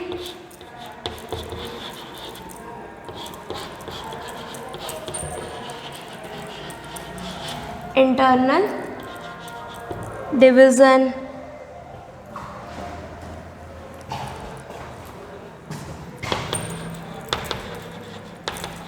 इंटरनल डिवीज़न और एक्सटर्नल डिवीज़न के लिए क्या फॉर्मूला हो जाएगा, इंटरनल डिवीज़न यानी कि अंतः विभाजन,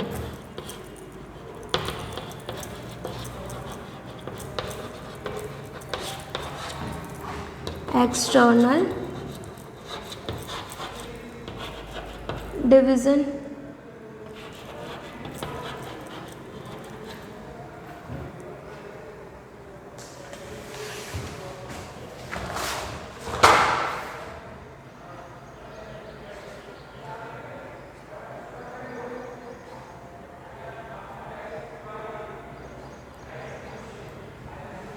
इंटरनल डिवीज़न और एक्सटर्नल के लिए बनेगा आपका vector r is equal to M B, वहाँ जहाँ प्लस है वहाँ पर माइनस आ जाएगा, that's it. One more thing, अगर तो इफ वेक्टर r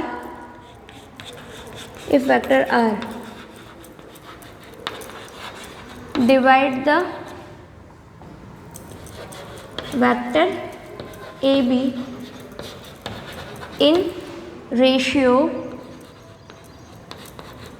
देखो एक और चीज़ ध्यान रखेंगे, जैसे P1 P2 में आप करते थे, आपको चाहिए होते थे वेक्टर P1 P2, तो आप क्या करते थे, P2 के पोजीशन वेक्टर में से P1 का पोजीशन रेशियो माइनस करते थे। अब यहाँ पे पूरा पूरा वेक्टर ए बी था, तब आपको वैल्यू लानी है, तो यहाँ पर वेक्टर बी का पोजीशन वेक्टर यूज़ होगा और वेक्टर ए का पोजीशन वेक्टर भी यूज़ होगा, इसलिए हमने यहाँ पर ए एंड बी यूज़ करे हैं। तो अगर ये जो r है इसको इक्वली डिवाइड करता है divide the vector A B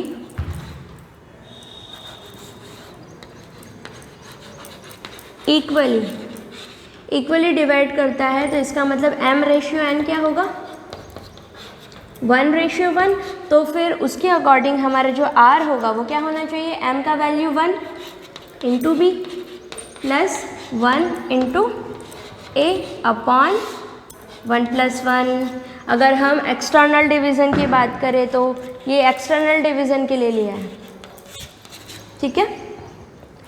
तो ये क्या बनेगा b प्लस ए अपॉन 2। तो कहने का मतलब अगर तो ये कह दिया जाए ये जो वेक्टर r है दैट इज़ ए बी को इक्वली डिवाइड कर रहा है, तो अपने को क्या करना है b प्लस ए अपॉन 2, तो you will get the vector r।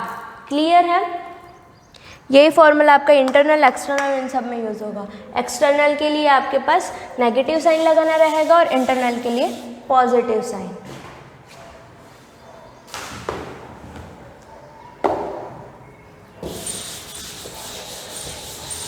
अब ये तो हो गया आपका सेक्शन फॉर्मूला। अब जो सेक्शन फॉर्मूला है इसके बाद आता है, इसके बाद से आपके वैसे एग्जाम्पल स्टार्ट हो रहे हैं। जैसे एग्जाम्पल नंबर 1 देख लेते हैं आपका, फाइंड सम ऑफ वेक्टर। काफ़ी इजी है, इतना कुछ तो आप ऑलरेडी कर चुके हैं। Find the sum of vectors, 3 vectors दे रखे हैं आपको, सम ऑफ वेक्टर निकालना है a plus B plus C. बहुत ही ईजी है, आप करना जानते हो। जितने भी आई वाले कोऑर्डिनेट्स है वो आपस में ऐड होंगे, जे वाले कोऑर्डिनेट आपस में ऐड होंगे और के वाले। अब जैसे एग्जाम्पल नंबर 2 है, इन vectors a is equal to something and b is equal to something are equal, then find the value of x, y and z। जैसे एग्जाम्पल नंबर 2 आपको कहा है कि 2 vectors are equal, a is equal to xi cap plus 2j cap plus zk cap. Vector b is 2i cap plus Y J cap plus Y J cap plus K cap. यहाँ पे value find करनी है, x Y Z कहाँ है, here it is, Z Y and X, इन सब की values आपको फाइंड करनी है। और कह दिया है कि both vectors are equal and find the value of X Y Z. क्या चीज़ गिवन है, फर्स्टली गिवन है ए एंड बी। दूसरी चीज़ क्या दे रखी है कि a and according to question a and b are equal. According to question a and b are equal, दोनों इक्वल है। तो क्या होता है जब 2 वेक्टर्स इक्वल होते हैं तो मोस्ट ऑफ द टाइम उनके जो कोएफिशिएंट्स होते हैं ये भी सेम होते हैं। दोनों इक्वल है तो ये इक्वल तभी हो सकते हैं जब इसका x कंपोनेंट इक्वल हो इसके x कंपोनेंट के, इन दोनों के y कंपोनेंट और इन दोनों के z कंपोनेंट सेम हो, तब जाके ये दोनों इक्वल हो सकते हैं। तो directly we can say since both are equal therefore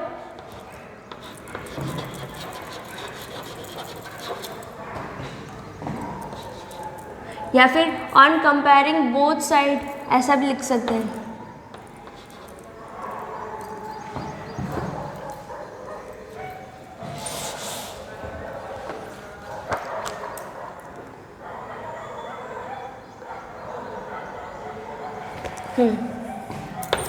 Therefore, their corresponding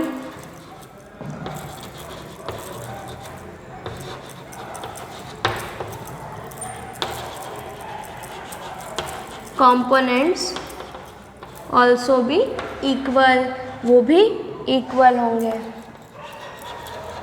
equal होंगे तो कंपेयर करो, x is equal to 2, y is equal to 2 and z is equal to, यहाँ पर क्या है 1। इस तरीके से x, y, z तीनों का वैल्यू आ गया। नेक्स्ट जो आपका एग्जाम्पल बनता है वो है a b गिवन है, is magnitude of a and magnitude of b is equal, और इक्वल है तो क्या वो दोनों वेक्टर्स भी इक्वल होंगे।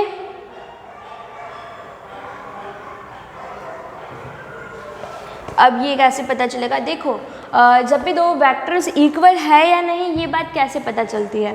फर्स्ट थिंग, दोनों के कंपोनेंट्स सेम होने चाहिए। जो एक्स वाई जेड के जो कंपोनेंट्स हैं वो दोनों के सेम होने चाहिए। सेकंड थिंग, उनका मैग्नीट्यूड भी सेम होना चाहिए, मतलब direction and magnitude both should be same, तब जाके हम कहेंगे कि दोनों वेक्टर्स जो है हमारे इक्वल हैं। तो जो नेक्स्ट एग्जांपल है उसमें भी यही चीज़ करनी है, आपको दोनों का मैग्नीट्यूड निकाल के चेक करना है। अगर दोनों सेम आ भी जाता है तो आपको चेक करना है कि क्या दोनों के लिए x और y के कंपोनेंट या फिर x y z के कंपोनेंट सेम है या नहीं। अगर दोनों ही चीज़ें मैच कर जाती है, कंपोनेंट्स भी और मैग्नीट्यूड भी, तो उस कंडीशन में हम कहेंगे कि दोनों वेक्टर्स जो है वो इक्वल है। Now find the unit vector in the direction of vector. बहुत ही ज़्यादा इजी है, पहले भी 11th में कर चुके हो, कोई बड़ी बात नहीं है। 2i cap plus 3j cap, example number 4 plus k cap. यहाँ से आपको यूनिट वेक्टर निकालना है, फॉर्मूला अप्लाई करोगे, A cap is equal to vector A upon magnitude of A. Vector A को यहाँ लिखोगे, मैग्नीट्यूड ऑफ ए फाइंड करोगे। मैग्नीट्यूड ऑफ ए फाइंड करने का फॉर्मूला क्या होता है? Magnitude of A is equal to X का कंपोनेंट का स्क्वायर, वाई के कंपोनेंट का स्क्वायर प्लस जेड के कंपोनेंट का स्क्वायर। 2 3 1। तो कंपोनेंट यहाँ पर जो कह रहे हैं हम, x का जो घटक है, y का जो घटक है और z का जो घटक है, या फिर i कैप का जो गुणांक है, j कैप का जो गुणांक है और k कैप का जो गुणांक है, उन सबके स्क्वायर्स करके ऐड कर देना है। 2 3 1 वैल्यूज जैसे यहाँ पुट करोगे और डिवाइडेशन कंप्लीट करोगे, सिंप्लीफाई करोगे, you will get your unit vector. ये सारे जितने भी एग्जाम्पल्स हैं, कोशिश करें कि इसको सेल्फ सॉल्व कर सकें। फिर भी अगर नहीं होते तो काफ़ी सारे मैं इसमें करवाऊंगी। और 13.1 के भी जितने क्वेश्चंस आप कर पा रहे हैं, जितने हमने यहाँ पर कवर कर लिया है, उतना आप करने की कोशिश करेंगे। नेक्स्ट जो है हम अगली क्लास में कंटिन्यू करेंगे। Thank you.